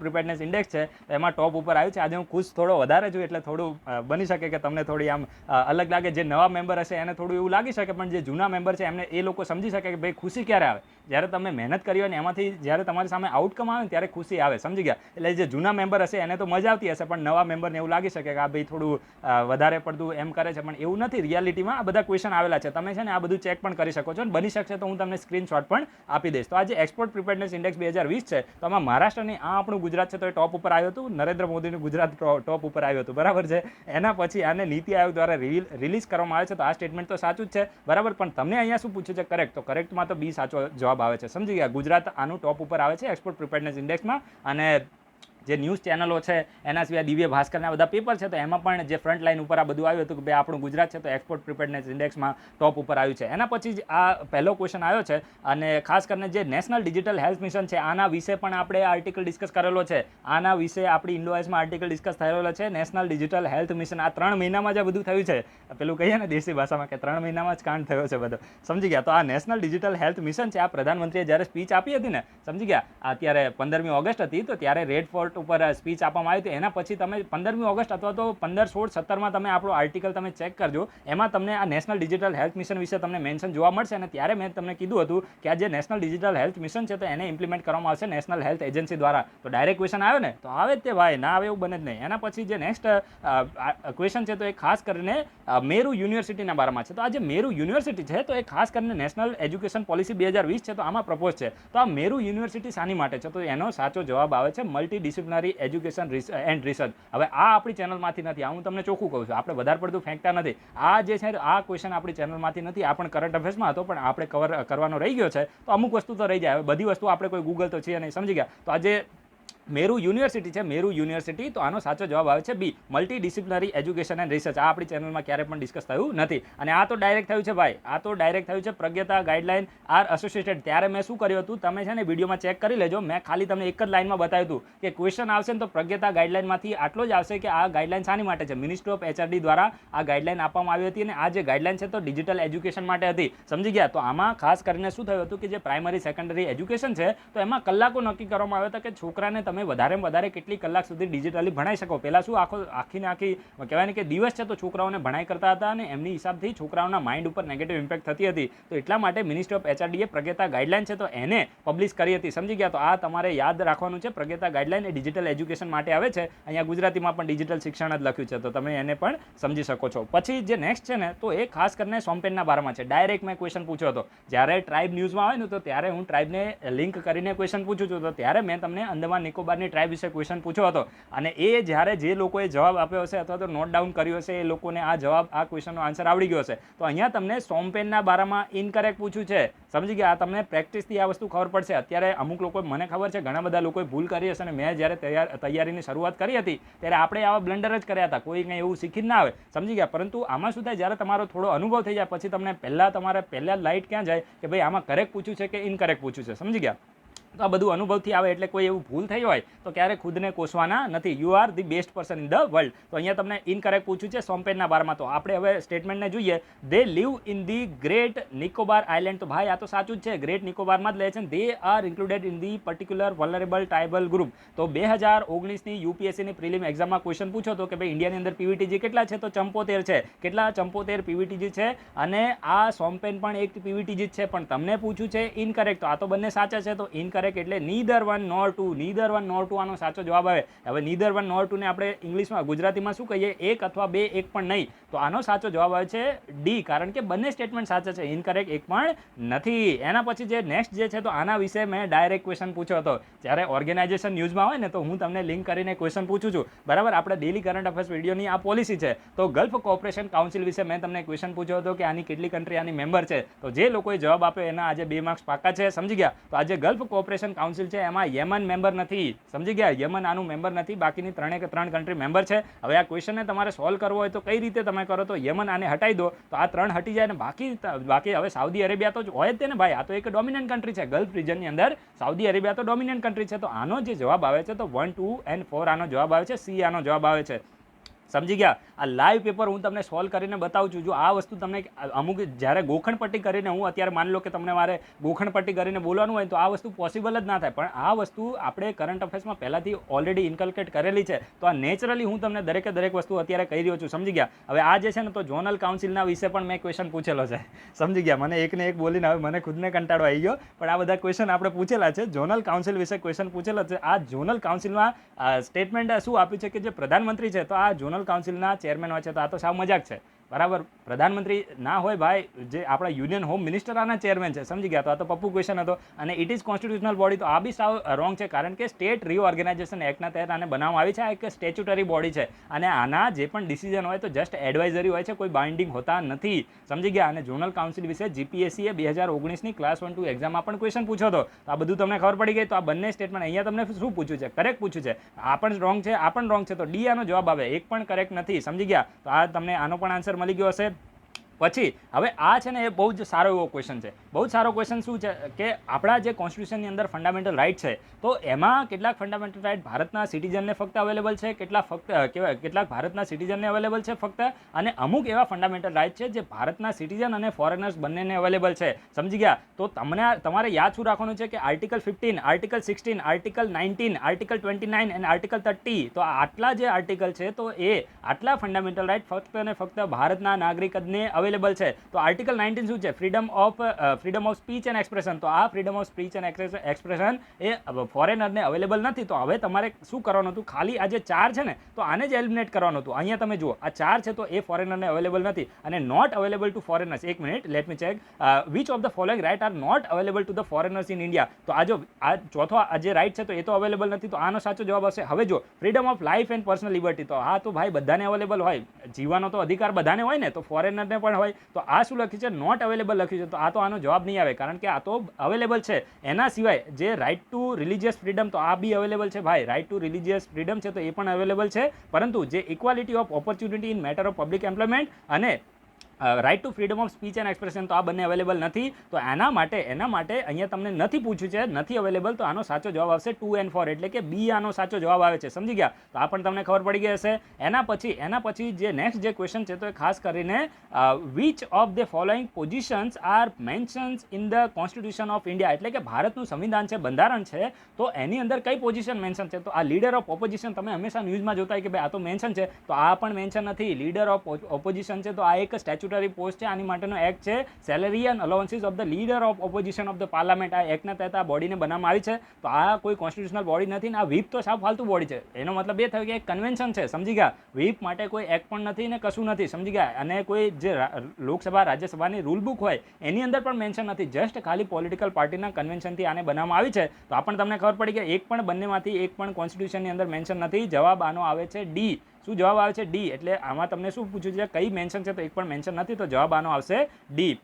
હવે મે બી આપણું પેપર પતવા જ આવ્યું છે, થોડી વાર તમારે કહેવાય ને કે સાથે થોડું કોઓપરેટ કરવું પડશે. હવે પેપર લાંબુ છે, મારે તો બોલવાનું છે, તમારે સાથે સાથે જસ્ટ જોવાનું છે, તો વિડીયોનો મતલબ લાંબો લાગે તો સ્પીડ તમે વધારી શકો છો. હજુ આપણે 15મા પેજે પહોંચ્યા છે, લગભગ 23 પેજ સુધી છે, તો તમારે એ રીતે થોડું મેનેજ કરવાનું છે. મિયાવાકી મેથડ વિશે મેં ડાયરેક્ટ ક્વેશ્ચન પૂછેલો છે આપણી ચેનલમાં. મિયાવાકી મેથડ વિશે ડાયરેક્ટ ક્વેશ્ચન પૂછેલો છે, ડાયરેક્ટ અહીંયા પણ ક્વેશ્ચન આવે છે કે ભાઈ આ શાની માટે છે, તો અફોરેસ્ટેશન માટે છે. સમજી ગયા? આ જાપાનની મેથડ છે અફોરેસ્ટેશન માટે, એટલે કે વનીકરણ. ગુજરાતીમાં આપણે શું કહીએ, વનીકરણ માટે આ મિયાવાકી મેથડનો યુઝ થાય છે. અને જાપાનની આ મેથડ છે ને આ ન્યૂઝમાં કેમ આવ્યું હતું, આના વિશે મેં આર્ટિકલ આખો ડિસ્કસ કરાયો હતો કે આપણી જે કેગની ઓફિસ છે, કેગની ઓફિસ કંટ્રોલર એન્ડ ઓડિટર જનરલની ઓફિસ છે, તો એમાં મિયાવાકી મેથડનો યુઝ કરીને જે ફોરેસ્ટ છે તો એને ઓફિસની આસપાસ ઉગાડવામાં આવ્યા હતા, એટલા માટે આ મેથડ ન્યૂઝમાં આવી હતી. તમે આપણી ચેનલના પ્લેલિસ્ટમાં જઈને ચેક કરી લેજો, ત્યાં આપણે ડિટેલમાં આર્ટિકલ ડિસ્કસ કરાયેલો છે. એના પછી જે નેક્સ્ટ છે તો આના વિશે પણ આપણે આર્ટિકલ ડિસ્કસ કરેલો છે. ઇન્ડિયન ઓશન કમિશનનું ઇન્ડિયા ઓબ્ઝર્વર બન્યું હતું, પૂરો આર્ટિકલ ડિસ્કસ પણ કરાયો હતો, અને પછી મેં તમને આની સાથે લિંક કરીને, જ્યારે આવું કમિશનને ન્યૂઝમાં આવે ત્યારે મેં લિંક કરીને ક્વેશ્ચન પણ પૂછેલો હતો. તો તમારે આનો આન્સર શું આપવાનો હતો કે ભાઈ ઇન્ડિયા છે, તો એ આમાં તમને પૂછ્યું છે શું કે નીચે જે કન્ટ્રી આપી છે એમાંથી કઈ કન્ટ્રી ઇન્ડિયન ઓશન કમિશનની ઓબ્ઝર્વર બની છે. તો ભાઈ એકદમ સિમ્પલ ક્વેશ્ચન હતો, ઇન્ડિયા. બરાબર છે, ઇન્ડિયા આનું ઓબ્ઝર્વર બની છે. અને એના સિવાય ચાઇના છે, યુરોપિયન યુનિયન છે, તો એ પણ ઓબ્ઝર્વર છે, સમજી ગયા? અને કદાચ માલ્ટા પણ આનું કદાચ ઓબ્ઝર્વર છે, તો એમાં બધું આપણે પડવાની જરૂર નથી. ઇન્ડિયા આનું ઓબ્ઝર્વર છે, તો આપણે અહીંયા 2 માર્ક્સથી અહીંયા આપણું કામ પતાવી દેવાનું છે, સમજી ગયા? વધારે પડતું વિચારવાનું નથી, એ આનો જવાબ આવે છે. એના પછી જે નેક્સ્ટ છે તો એ ખાસ કરીને મોનેટરી પોલિસી કમિટીના બારામાં છે. 2 દિવસ પહેલાનો જ વિડીયો તમે જોજો આપણી ચેનલમાં, 2 દિવસ પહેલાનો તમે વિડીયો ચેક કરજો. મેં તમને ડિટેલમાં મોનેટરી પોલિસી કમિટીના વિશે ઇન્ફોર્મેશન આપી છે, એનું કામ, રેપો રેટ કેમ વધે, રેપો રેટ કેમ ઘટે, અને ઇકોનોમી ઉપર શું ઇમ્પેક્ટ થાય, દરેકે દરેક વસ્તુ ત્યાં કીધેલી છે. ને 2020નું યુપીએસસીના પેપરમાં ડાયરેક્ટ મોનેટરી પોલિસી કમિટી વિશે ક્વેશ્ચન આવ્યો હતો. તો અત્યારે આપણે અહીંયા તમારે ઇનકરેક્ટ ફાઇન્ડ કરવાનું છે, ટ્રેપ નાખી દીધો છે. જે પણ લોકોએ સહેજ પણ બ્લન્ડર કર્યું હશે ને તમારે ઘણા બધા માર્ક્સ જતા રહેશે, એટલે તમારે આ બધું ધ્યાનથી જોવાનું હતું. તો ઇનકરેક્ટ તમને અહીંયા પૂછ્યું છે મોનેટરી પોલિસી કમિટીના બારામાં, તો તમને અહીંયા શું કીધું છે, જો હું તમને સૌથી પહેલાં તમારે ઇનકરેક્ટ છે ને, તો હવે જો આના 6 મેમ્બર હોય છે, તો 6 મેમ્બર તો સાચું જ છે. 3 મેમ્બર આરબીઆઈમાંથી હોય, અને 3 મેમ્બર કોણ નોમિનેટ કરે છે, અને 3ને નોમિનેટ કરે છે સેન્ટ્રલ ગવર્મેન્ટ. એટલા જ માટે આપણે 2 દિવસ પહેલાં કે 3 દિવસ પહેલાં આર્ટિકલ ડિસ્કસ કર્યો હતો કે સરકારે નવા 3 મેમ્બરને નોમિનેટ કર્યા હતા. તો આ બીજું છે તો એ તો સાચું છે. તો જો અહીંયા તમને ઇનકરેક્ટ પૂછ્યું છે, તો બીજું તો અહીંયા નીકળી જવાનું, સમજી ગયા? તો એ તો આનો જવાબ આવશે ને, તો હવે જવાબ કાં તો એ આવશે કાં તો ડી આવશે. હવે આગળ આપણે જોઈએ તો એમાં શું કીધું છે. હવે જો ચોથું શું, it ડિસાઇડ્સ the repo rates in India. તો ભાઈ આ તો સાચું જ છે ને, મોનેટરી પોલિસી કમિટી જ ઇન્ડિયાની અંદર રેપો રેટ છે તો એને ડિસાઇડ કરે છે, તો ચોથો તો આનો જવાબ આવવાનો છે, સમજી ગયા? તો અહીંયા છે ને ફક્ત એક જ બચે છે. અહીંયા જો આ તો આપણે ઓલરેડી નીકાળી દીધું, કારણ કે અહીંયા તમને બી તો સાચું જ હતું, સમજી ગયા? બી તો સાચું જ હતું, તો આપણે બીને નીકાળી દીધું. તો હવે એક અને મતલબ એ અને ડી બચ્યું હતું. તો હવે અહીંયા જો આ જે મોનેટરી પોલિસી કમિટી છે તો એ રેપો રેટને ડિસાઇડ કરી દીધો, તો એ તો સાચું છે, પણ તમને અહીંયા શું પૂછ્યું છે, ઇનકરેક્ટ પૂછ્યું છે, તો તમારે આ પણ ટીક કરવાનું હતું નહીં. બરાબર. હવે જો chief economic adviser of the India is the vice chairperson of the committee. આ સ્ટેટમેન્ટ સાવ રોંગ છે. એના સિવાય it is statutory body under banking regulation act. આ સ્ટેટમેન્ટ પણ રોંગ છે. કયા એક્ટના તહેત સ્ટેચ્યુટરી બોડી છે? Reserve Bank of India act 1934, સમજી ગયા? આરબીઆઈ એક્ટ 1934 છે. તો એના તહેત આ સ્ટેચ્યુટરી બોડી છે, સમજી ગયા. તો આ રીતે તમારે જોવાનું હતું. તો હવે અહીંયા સ્ટેટમેન્ટ કયા રોંગ થાય છે, તો બીજું અને ચોથું તો સાચું છે, સમજી ગયા. તો અહીંયા તમારે રોંગ છે 1 and 3, તો આનો જવાબ આવે છે એ. તમારે આ વસ્તુ જોવાની હતી, ઇનકરેક્ટ તમને પૂછ્યું હતું, સમજી ગયા. તો તમને બધાને ખબર પડી ગઈ હશે. એના પછી ખાસ કરીને તમને ક્વેશ્ચન પૂછે છે લોકપાલના બારામાં. લોકપાલ આ જે છે લોકપાલના વિશે આપણે કોઈ ક્વેશ્ચન પૂછેલો નથી ઇન્ડો આઈએસમાં, પરંતુ આ લોકપાલ તો હંમેશા જ્યારે પિનાકી ચંદ્ર ઘોષ છે તો એને ભારતના પહેલા લોકપાલ બનાવવામાં આવ્યા તો ત્યારે આ બોડી ન્યૂઝમાં રહી હતી, તો તમને ખબર જ હશે. તો જો લોકપાલ છે તો આ ભારતના પહેલા લોકપાલના ચેરપર્સન છે. સ્ટેટમેન્ટ સાચું છે. તમને શું પૂછ્યું છે કરેક્ટ, તો આ તમને ખબર પડી ગઈ. તો પહેલું તો સાચું છે. અને આમની અપર એજ લિમિટ છે તો 70 યર છે ચેરપર્સનની, તો એ પણ સાચું છે. અને chairperson is assisted by 5 judicial and 5 non judicial member. સાવ ખોટું સ્ટેટમેન્ટ છે. મેક્સિમમ 8 મેમ્બર હોય છે. કેટલા? મેક્સિમમ 8 ને આ તો 5 ને 5 10 થઈ ગયા ભાઈ, સમજી ગયા. તો આ સ્ટેટમેન્ટ રોંગ છે. તમારે અહીંયા કરેક્ટ ફાઇન્ડ કરવાનું હતું, એટલે આનો સાચો જવાબ આવે છે એ, સમજી ગયા. હવે જો જે પણ આપણા જૂના મેમ્બર હોય ને, તમારું પેપર સારું ગયું તો આ વિડીયોના કમેન્ટ બોક્સમાં તમે એટલીસ્ટ તમારો જે રિવ્યૂ છે ઇન્ડો આઈએસના બારામાં તમારું ફીડબેક એટલીસ્ટ આપતા જજો, જેથી કરીને જે નવા મેમ્બર હોય તો એ લોકોને પણ કોન્ફિડન્સ આવે કે ભાઈ ઇન્ડો આઈએસમાં જે પણ કરંટ અફેર્સ ડિસ્કસ કરવામાં આવ્યા છે એમાંથી ક્વેશ્ચન આવ્યા છે. અને એમ તો હું સ્ક્રીનશોટને રિલીઝ કરવાનો જ છું, તેમ છતાં જે આપણા જૂના મેમ્બર છે, જે લગભગ 400 થી 500 લોકો રેગ્યુલરલી આપણા વિડીયોને ફોલો કરે છે, તમને બધાને આપણી એક કહેવાય ને કે રિક્વેસ્ટ આપણે કરીએ છીએ કે ભાઈ તમે રિક્વેસ્ટ આપણે કરીએ છીએ કે તમે વિડીયોના કમેન્ટ બોક્સમાં તમારો રિવ્યૂ જરૂર આપો કે તમારું પેપર કેવું ગયું છે, તમે કરંટ અફેર્સ ફોલો કર્યા હતા એમાંથી કેટલા ક્વેશ્ચન તમને કહેવાય ને કે એવું લાગ્યું કે ભાઈ આ ચેનલમાંથી ડાયરેક્ટ આવ્યા છે, તો તમારો રિવ્યૂ તમે જરૂર આપજો. પછી જે નેક્સ્ટ છે તો આ જે પુલ્લી કાલી છે આના વિશે તો ડાયરેક્ટ આપણે ક્વેશ્ચન ડિસ્કસ કર્યો હતો, બરાબર. થોડા દિવસ પહેલાં પુલ્લી કાલીના વિશે ક્વેશ્ચન ડિસ્કસ કર્યો હતો. મને એવું લાગે ડાયરેક્ટ ક્વેશ્ચન આપણા ચેનલમાંથી જ આવી ગયું છે. તો આનો સાચો જવાબ આવે છે કેરળ, બરાબર છે. તો આ કેરળનો ફેમસ ડાન્સ છે અને એની સાથે મેં લિંક કરીને તમને ઘણા બધા ક્વેશ્ચન પણ પૂછ્યા હતા, ઠીક છે. તો પુલ્લી કાલી ક્યાંનો ફેમસ ડાન્સ છે, તો કેરળનો ફેમસ ડાન્સ છે. ડાયરેક્ટ આર્ટિકલ ડિસ્કસ થયો હતો. અને આ આપણી ચેનલમાંથી નથી આવ્યું, બરાબર છે. કે શું આનું નામ છે ગુજરાતીમાં આને ખીજડીયા કહેવાય, બરાબર. ખીજડીયા પક્ષી અભયારણ્ય છે. આ લોકલ કરંટ અફેર્સમાંથી આવેલું છે, આપણી ચેનલમાં આવ્યું નથી. ખીજડીયા પક્ષી અભયારણ્ય છે. તો આના વિશે જો આમાં પહેલું સ્ટેટમેન્ટ છે ને તો 100% મને ખબર છે કે આ જામનગર ડિસ્ટ્રિક્ટમાં આવ્યું છે. આ જે બીજું છે ને તો આ તમે થોડું આને ચેક કરી લેજો. મારા ખ્યાલથી બંને સ્ટેટમેન્ટ આના સાચા છે. આ થોડો આપણે એક જ ક્વેશ્ચન એવો છે જેમાં આપણે થોડો ડાઉટ છે, કારણ કે લોકલ કરંટ અફેર્સમાંથી છે ને એના વિશે મને કંઈ ખબર નથી. તો આનો જે ખાસ કરીને જે ખીજડીયા બર્ડ સેન્ચુરી છે તો આ મારા ખ્યાલથી આમાં ફ્લેમિંગો બર્ડ છે તો એની પોપ્યુલેશન જોવા મળે છે. તો મારા ખ્યાલથી હું અત્યારે આનો આન્સર કરું છું, તેમ છતાં તમે આને ચેક કરી લેજો કે આનો જવાબ એ તો આવે છે, સમજી ગયા. આ પહેલું તો સાચું જ છે, પણ આ એ અને સીમાંથી તમારે થોડું ચેક કરી લેવાનું છે. પછી જે નેક્સ્ટ જે આપણો ક્વેશ્ચન છે તો પીએમ સ્વાનિધિ સ્કીમના બારમાં છે. ડાયરેક્ટ આના વિશે આપણે આર્ટિકલ ડિસ્કસ કરેલો છે. જે પીએમ સ્વાનિધિ સ્કીમ છે તો હવે જો અહીંયા તમને ટ્રેપ ક્યાં આપ્યો છે કે આ જે પીએમ સ્વાનિધિ સ્કીમ છે ને તો મિનિસ્ટ્રી ઓફ કોમર્સની સ્કીમ છે. સાવ ખોટું સ્ટેટમેન્ટ છે, કારણ કે આ જે સ્કીમ છે તો મિનિસ્ટ્રી ઓફ હોમની સ્કીમ છે. કઈ? તો ministry of home, ministry of house, sorry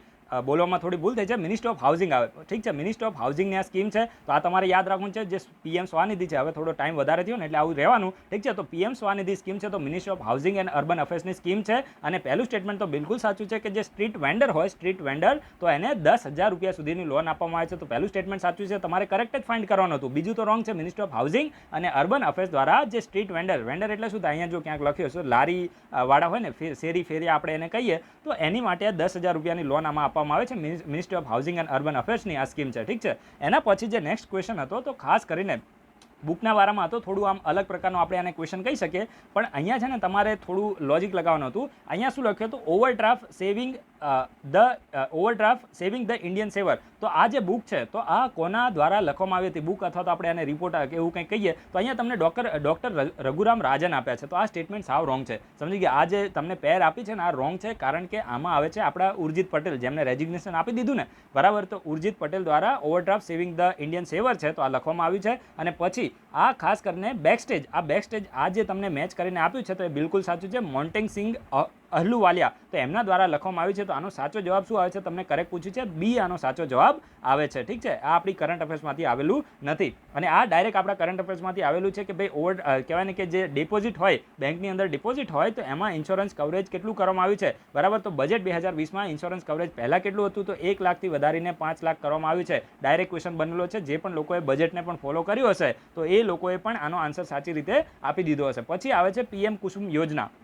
તો આના વિશે મેં ડાયરેક્ટ ક્વેશ્ચન લિંક કરીને પૂછ્યો હતો આપણા કરંટ અફેર્સમાં જે પણ સ્કીમ આવતી હોય તેની સાથે હું લિંક કરીને ક્વેશ્ચન પૂછું છું. તો એમાં પીએમ કુસુમ યોજના વિશે મેં ક્વેશ્ચન પૂછ્યો હતો કે આ પીએમ કુસુમ યોજના શાની માટે છે, તો સોલાર એનર્જી માટે છે. એકદમ સિમ્પલ ક્વેશ્ચન હતો. ઠીક છે, આમાં તમે કુસુમ જોઈને કદાચ બની શકો કે આ ગર્લ ચાઇલ્ડ વિશે તમે કન્ફ્યુઝ થયા હશો, પરંતુ આનો જવાબ સાચો આવે છે બી. ઠીક છે, આમાં ગુજરાતીમાં લખ્યું છે સૌર ઉર્જા. એના પછી જે નેક્સ્ટ ક્વેશ્ચન હતો તો સ્ટેટ ગવર્મેન્ટ, તમારે સ્ટેટ ગવર્મેન્ટ કહેવાનું હતું કે કઈ સ્ટેટ ગવર્મેન્ટે જે સ્વીટ, અહીંયા શું લખ્યું છે, મીઠી સુગંધવાળા સફરજન ચેરને તેના સત્તાવાર ચેર એટલે શું થાય, મેંગ્રુ થાય ને, તો એને જાહેર કર્યું છે. તો આનો સાચો જવાબ આવે છે મહારાષ્ટ્ર ગવર્મેન્ટ દ્વારા જે મીઠી સુગંધવાળા સફરજન ચેરને પોતાના સત્તાવાર ચેર એટલે કે ઓફિશિયલ મેંગ્રુ ટ્રી તરીકે એને ઘોષિત કર્યા છે. મહારાષ્ટ્ર આનો સાચો જવાબ આવે છે. આ આપણા કરંટ અફેર્સમાંથી નથી આવેલું. ઠીક છે, આ આપણા કરંટ અફેર્સમાંથી નથી. એના પછી જે નેક્સ્ટ છે તો એ ખાસ કરીને ટાઈગર હેબિટાટના બારામાં છે. આપણે ઘણી વખત ટાઈગર વિશે ડિસ્કસ કરેલું છે. આ તમારે થોડું લોજિકથી આને ક્વેશ્ચનને સોલ્વ કરવાનો હતો કે ઇન્ડિયાની અંદર જે ટાઈગરનું હેબિટાટ એટલે શું કહીએ, રહેઠાણ અથવા તો નિવાસસ્થાન. હા, નિવાસસ્થાન તો કઈ કઈ જગ્યાએ જોવા મળે છે, તો મારા ખ્યાલથી આનો જે જવાબ છે તો ડી આવે છે. દરેક જગ્યાએ, ખાસ કરીને શિવાલિક એટલે કે વેસ્ટર્ન ઘાટ છે, એના સિવાય બ્રહ્મપુત્રના પ્લેન છે અને ઈસ્ટર્ન ઘાટ છે. મારા ખ્યાલથી નહીં, આનો જવાબ ડી જ આવશે. સમજી ગયા, ઓલ ફોર રીજન છે, ઓલ ફોર રીજન. તો દરેક જગ્યાએ જે ટાઈગર છે તો એનું હેબિટાટ જોવા મળે છે. એના પછી જે નેક્સ્ટ છે તો એ ખાસ કરીને હાઇડ્રોક્સી ક્લોરોક્વિનના બારામાં છે. ખાસ કરીને ઇન્ડિયાએ જ્યારે કોવિડ-19 પેન્ડેમિક ચાલુ હતો ત્યારે આ હાઇડ્રોક્સી ક્લોરોક્વિન જે ટેબ્લેટ છે, હાઇડ્રોક્સી ક્લોરોક્વિન ટેબ્લેટ છે, તો એનું વિશ્વના ઘણા બધા દેશની અંદર એક્સપોર્ટ કરીને એક હ્યુમેનિટેરિયન કાર્ય કર્યું છે. અને ઇન્ડિયાની એક સોફ્ટ પાવર છે તો એ પણ આનાથી વધ્યો છે. અને પેલા ડોનાલ્ડ ટ્રમ્પે તો વચ્ચે થોડું ઇન્ડિયા ઉપર પ્રેશર પણ ક્રિએટ કર્યું હતું. તો આ હાઇડ્રોક્સી ક્લોરોક્વિન વિશે તમારે ઇનકરેક્ટ સ્ટેટમેન્ટને ફાઇન્ડ કરવાના છે. ઠીક છે, ખોટા સ્ટેટમેન્ટ કયા છે એ તમારે જોવાનું છે. તો જે ખાસ કરીને પહેલું સ્ટેટમેન્ટ શું આપ્યું છે, India is the largest importer of this medicine in the world. ભાઈ ઇમ્પોર્ટર નથી, ઇન્ડિયા તો એક્સપોર્ટર છે.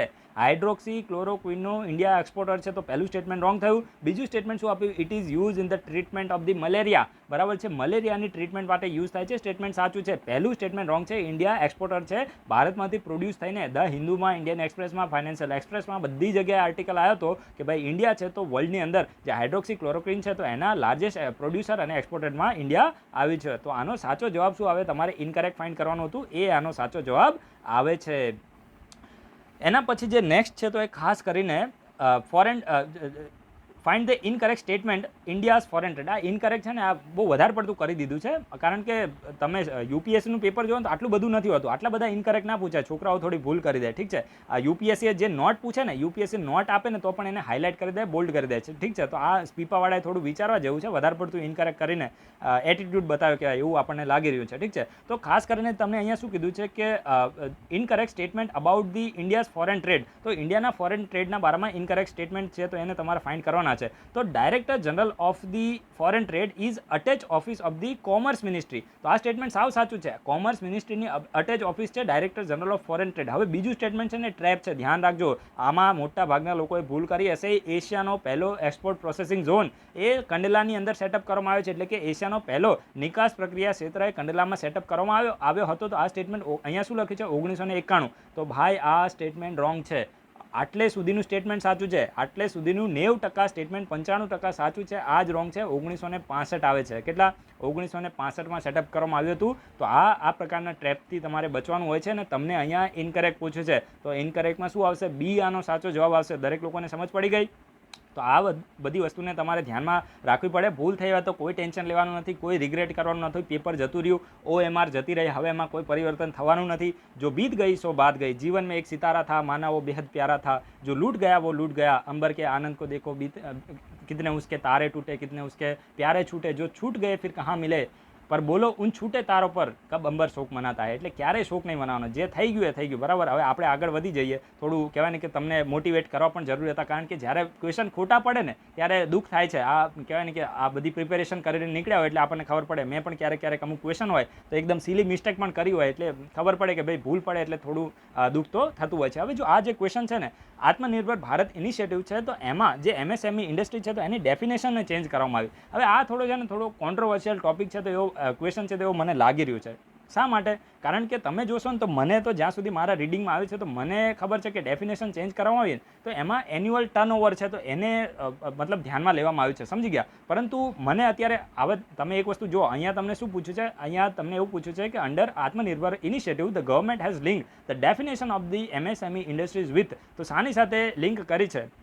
તો જો મારા ખ્યાલથી હવે જો એન્યુઅલ ટર્નઓવર આપણે ખાલી લઈએ ને તો આનો ક્યાંય જવાબ મળતો જ નથી. તો મારા ખ્યાલથી તમારે જો સેફ તમારે રમવું હોય તો તમે ઇન્વેસ્ટમેન્ટ અને એન્યુઅલ ટર્નઓવર સાથે જઈ શકો. આનો જવાબ સી બને છે. તમે આને એક વખત ચેક કરી લેજો અને તમને કોઈ પણને શ્યોરિટી હોય તો તમે વિડીયોના કમેન્ટ બોક્સમાં એને મેન્શન પણ કરી શકો છો. પણ જે પણ વર્ડને યુઝ કરો એને રિઝનેબલ રિસ્ટ્રિક્શન સાથે કરવાના છે. પછી જે નેક્સ્ટ જે ક્વેશ્ચન છે તો એ ખાસ કરીને શું છે, ભીમાશંકર વન્ય પ્રાણી અભયારણ્ય. તો આ ભીમાશંકર વન્ય પ્રાણી અભયારણ્ય એ કયા રાજ્યમાં આવ્યું છે, કયા સ્ટેટમાં આવ્યું છે? તો મહારાષ્ટ્રની અંદર આવ્યું છે. કઈ જગ્યાએ? મહારાષ્ટ્રની અંદર આવ્યું છે. તો આ પણ તમને ખબર યાદ રાખવાનું છે. મહારાષ્ટ્રના પુણેમાં આવ્યું છે. કઈ જગ્યાએ? મહારાષ્ટ્રના પુણેમાં છે. તો આનો જવાબ શું આવે છે? તો બી આવે છે. પછી જે નેક્સ્ટ છે તો એ ખાસ કરીને CDSના બારામાં છે. CDSના બારામાં છે અને તમને અહીંયા કરેક્ટ ફાઇન્ડ કરવાનું કીધું છે. તમારે સાચા સ્ટેટમેન્ટને જોવાના છે કે ભાઈ CDSના બારામાં કયા સ્ટેટમેન્ટ સાચા છે. તો CDS છે તો આ જે મિલિટરી અફેર્સનો ડિપાર્ટમેન્ટ બન્યો તો એના હેડ છે. તો આ સ્ટેટમેન્ટ તો સાચું જ છે ને ભાઈ. નવો ડિપાર્ટમેન્ટ બનાવવામાં આવ્યો છે, મિનિસ્ટર ઓફ ડિફેન્સ છે, તો એની અંદર નવો ડિપાર્ટમેન્ટ બનાવવામાં આવ્યો છે ને એના હેડ કોણ છે? તો CDS છે. તો પહેલું સ્ટેટમેન્ટ તો સાચું છે.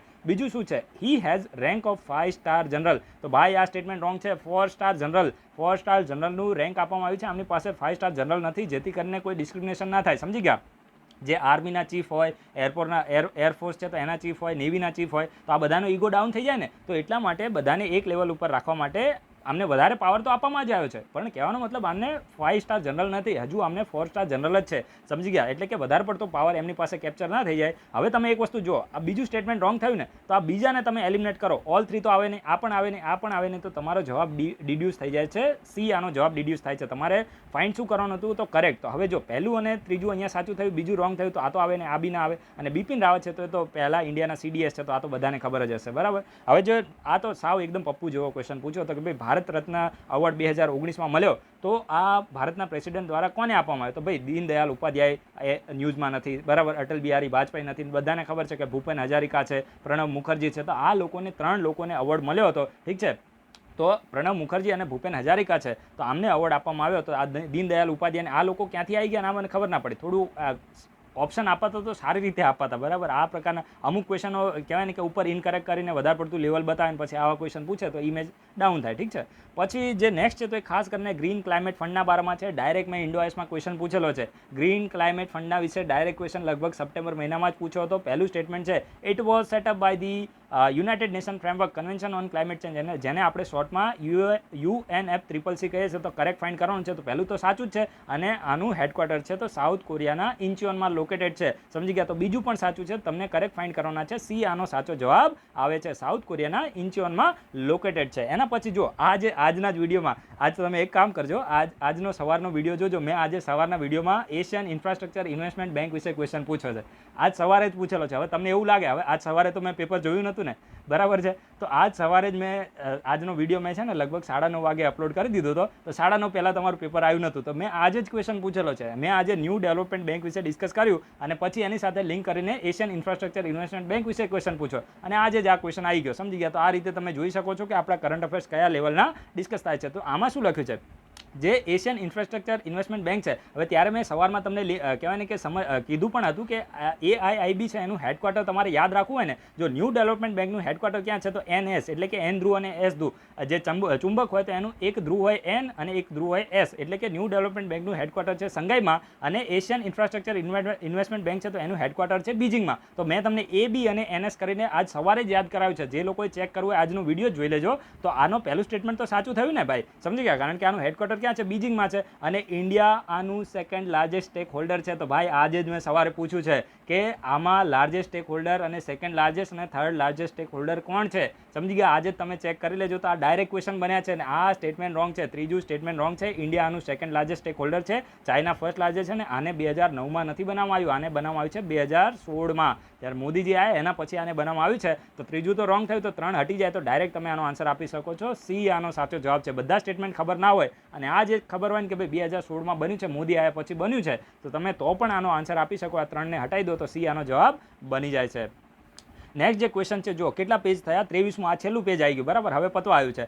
Which of the following approves the clinical trial of the drugs in India. હવે ડ્રગ્સના ક્લિનિકલ ટ્રાયલને કોણ અપ્રૂવ કરે છે? આપણે આખો આર્ટિકલ ડિસ્કસ કરેલો છે કે જે central drug standard control organization, central drug, જેને આપણે કેન્દ્રીય દવા માનક નિયંત્રણ સંસ્થા, તો આના દ્વારા આ ડ્રગના જે ક્લિનિકલ ટ્રાયલ હોય છે તો એને અપ્રૂવ કરવામાં આવે છે. તો આનો જવાબ આવે છે ડી. તો ડાયરેક્ટ ક્વેશ્ચન બની ગયો. પછી હવે જો આ બહુ સારો ક્વેશ્ચન પૂછ્યો તો નીચેનામાંથી કયા એ વાયરલ ડિસીઝ છે, એટલે કે વાયરસથી થતા ડિસીઝ છે, બરાબર છે. વિષાણુજન્ય રોગ આપણે એને ગુજરાતીમાં કહીએ છીએ. તો જો ટ્યુબરક્લોસિસ છે તો આ તો બેક્ટેરિયાથી થાય, સમજી ગયા. ટ્યુબરક્લોસિસ બેક્ટેરિયાથી થાય તો આ તો આનો જવાબ આવે જ નહીં. અને પછી આ જે એન્સેફ્લાઇટિસ લખ્યું છે તો આ એક વાયરલ ડિસીઝ છે. આનો સાચો જવાબ શું આવે છે? બી. એન્સેફ્લાઇટિસ છે તો એ એક વાયરલ ડિસીઝ છે. અને ક્ષય, જેને આપણે ઇંગ્લિશમાં ટીબી કહીએ છીએ, ટ્યુબરક્લોસિસ, તો એ બેક્ટેરિયાથી થતો રોગ છે. તો આ તો આનો જવાબ બનતો નથી. બી આનો સાચો જવાબ આવે છે. અને પછી આ એકદમ આજનો છેલ્લો ક્વેશ્ચન છે. Which of the following countries has develop the Patriot missile, બરાબર. પેટ્રિયોટ મિસાઇલ સિસ્ટમ છે તો એને કોને ડેવલપ કરી છે? તો યુએસએ દ્વારા આ જે પેટ્રિયોટ મિસાઇલ સિસ્ટમ છે તો એને ડેવલપ કરવામાં આવી છે.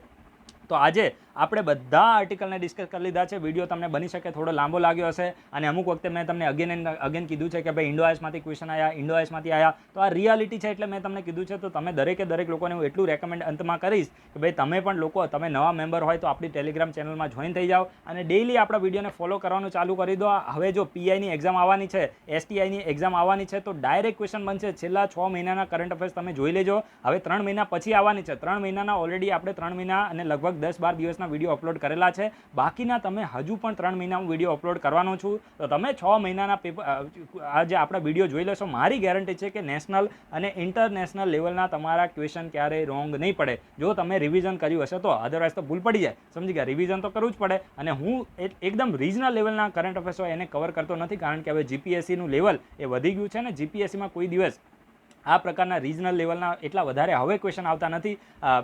જ્યારથી દિનેશ દાસા ચેરમેન બન્યા છે ત્યારથી એનું લેવલ છે તો વધી ગયું છે. તો એટલા માટે હું કહેવાય ને કે નેશનલ અને ઇન્ટરનેશનલ લેવલના કરંટ અફેર્સ આપણી ચેનલમાં ડિસ્કસ કરું છું, જેથી કરીને એક તીર ઉપર 2 નિશાન સાધી શકાય. ગુજરાતી થોડા હોશિયાર હોય, તમને ખબર છે કે તમે તૈયારી શાની કરો, યુપીએસસી જીપીએસસી ક્લાસ 1-2ની કરો, સાથે સાથે આ નીચેના લેવલની એક્ઝામ છે એ તો આરામથી નીકળી જાય. કારણ કે આ ડીવાયએસઓ અને એસટીઆઈ ના બધી એક્ઝામ હોય ને એનું તમે કટ ઓફ જોશો ને, યુપીએસસીમાં કટ ઓફ છે ને એ 100 થી લઈને 90, 120, આ રીતે 110 આવું કટ ઓફ રહેતું હોય. પણ આ ડીવાયએસઓ ને એમાં બધું 60 કટ ઓફ આવી જાય. કેટલા? 60 કટ ઓફ આવી જાય છે. એટલા માટે હું તમને કહું છું 60-72 કટ ઓફ રહે છે તો તમે કરંટ અફેર્સને પ્રાયોરિટી આપો. અને જો તમે નવા હોય તો આજથી જ આપણા વિડીયોને ફોલો કરવાનું ચાલુ કરી દો. અને જે પણ વિડીયો તમારા છૂટી ગયા છે તો પાછળ આપણા વિડીયો અપલોડ કરેલા છે, આપણે એને ડિલીટ કરવાના નથી, ફ્રી જ રહેવાનું છે. તો તમે એને પણ જોઈ લો, જેથી કરીને તમારું રિવિઝન થઈ જાય અને દરેક લોકોને એસટીઆઈ, પીઆઈ અને જીપીએસસી ક્લાસ 1-2 ઇવન યુપીએસસીમાં તમને ફાયદો થાય એ રીતનો આપણો ટાર્ગેટ છે. આપણી ચેનલ છે ને મેઇનલી યુપીએસસી માટે છે. આ પણ હું તમને કહી દઉં, આ ચેનલ મેઇનલી યુપીએસસી માટે છે. પહેલાં હિન્દીમાં હતી, હવે આપણે એને ગુજરાતીમાં કન્વર્ટ કરેલી છે. અને કન્વર્ટ કરી એનું કારણ એ છે કે ભાઈ આપણે ગુજરાતમાં છે ને કોઈ આ લેવલના કરંટ અફેર્સ ગુજરાતીમાં મળતા જ નથી. એટલા માટે મેં મારું ડિસિઝન ચેન્જ કરીને ચેનલને હિન્દીમાંથી ગુજરાતીમાં કન્વર્ટ કરી દીધું. કારણ કે મોટા ભાગના આપણી ટેલિગ્રામ ચેનલમાં જે મેમ્બર છે તો એ ગુજરાતી ભાષાના છે. એટલા માટે હું એમાં વધારે સારી રીતે કનેક્ટ થઈ જાઉં એટલા માટે મેં જે ચેનલ છે તો એને ગુજરાતીમાં કન્વર્ટ કરી છે. અને હું જે ઇંગ્લિશમાં આપણા કરંટ અફેર્સ લખેલા હોય યુપીએસસી લેવલના એને ગુજરાતીમાં એક્સપ્લેન કરું છું. અને તમારે એને ડેલી એને નોટ ડાઉન કરતું રહેવાનું. એકદમ સાદી ભાષામાં હું વિડીયો છે તો એને એક્સપ્લેન કરું છું. તો આ મારે તમને કહેવાનું હતું. પૂરો જે આપણે આજે પેપર સોલ્યુશન છે જીએસ પેપર 1નું તો એને આપણે કરી દીધું છે. અને આશા રાખું કે તમારે બધાનું પેપર સારું ગયું હશે. અને તમારો આમાં જો 100 જેટલો સ્કોર થતો હોય, 100 છે, 90 છે, 80 છે, તો તમે બિંદાસ થઈ જજો. આમાં એટલું બધું ઉપર કટ ઓફ જતું નથી ભાઈ. 300માંથી તમારા 120, 130, 90 એમ તો કેટેગરી વાઇઝ તો એકદમ વેરી કરે છે. 100ની નીચે પણ જતું રહે છે, સમજી ગયા. પણ આ વખતે થોડું પેપર સહેલું છે એટલે બની શકે કે કટ ઓફ ઉપર જાય. પણ તમારો સ્કોર જો 100ની આસપાસ થતો હોય તો બિંદાસ તમારે થઈ જવાનું, કોઈ ટેન્શન લેવાનું નહીં. અને મેન્સમાં ખાલી એક જ તમારે એસે લખવાનો છે. અને એસે માટે પણ આપણે ચેનલમાં વિડીયો અપલોડ કરેલો છે, સમજી ગયા. તો એ વિડીયોને પણ તમે જોઈ લેજો કે ભાઈ તમારે યુપીએસસીમાં હવે કેવું છે, સોરી સ્પીપામાં હવે કેવું છે કે પહેલાં 2 એસે લખવાના હતા, હવે ફક્ત એક જ એસે લખવાનો છે, સમજી ગયા. એમ તો હું હવે સ્પીપાની જે પણ અપડેટ હશે એની માટે વિડીયો બનાવતો રહીશ, એટલે તમારે ટેન્શન લેવાની જરૂર નથી. તમારે 1.5 કલાકની અંદર ફક્ત 1000 શબ્દોમાં એક જ એસે લખવાનો છે. અને 100 માર્ક્સનો એસે આવશે. અને પછી ટોટલ તમારું 300 + 100 એટલે કે આજે 2 પેપર અને હજુ એક જ એસેનું પેપર આવશે. પછી 400માંથી તમારું કટ ઓફ બનશે. તો એનું તમે અત્યારે ટેન્શન મૂકી દો, હું બેઠો છું, તમે બિંદાસ એની માટે થઈ જાઓ. તમે ટેલિગ્રામ ચેનલમાં પણ એડમિનનો તમે કોન્ટેક્ટ કરી લેશો તો એ પણ તમને કોઈ પણ ડાઉટ હશે તો ત્યાંથી પણ ક્લિયર થઈ જશે. So guys, thanks for watching. તમારા બધાનું પેપર સારું ગયું છે એવી હું આશા રાખું છું, ને કોઈ ટેન્શન લેવાનું નથી. જે પણ ભૂલ થઈ એને ભૂલી જાઓ અને મોજથી જીવો, બરાબર છે. હવે બીજી એક્ઝામ આવે છે ને, તો એ બીજી એક્ઝામ માટે તૈયારી ચાલુ કરી દેવાની. જો પેપર ખરાબ ગયો તો કોઈ પેપર છે તો તમારી જિંદગી કહેવાય ને કે ડિસાઇડ કરતું નથી, એ તો ઓપોર્ચ્યુનિટી તો હંમેશા મળતી જ રહેશે. So guys, thanks for watching. તમારા બધાનો દિવસ શુભ જાય.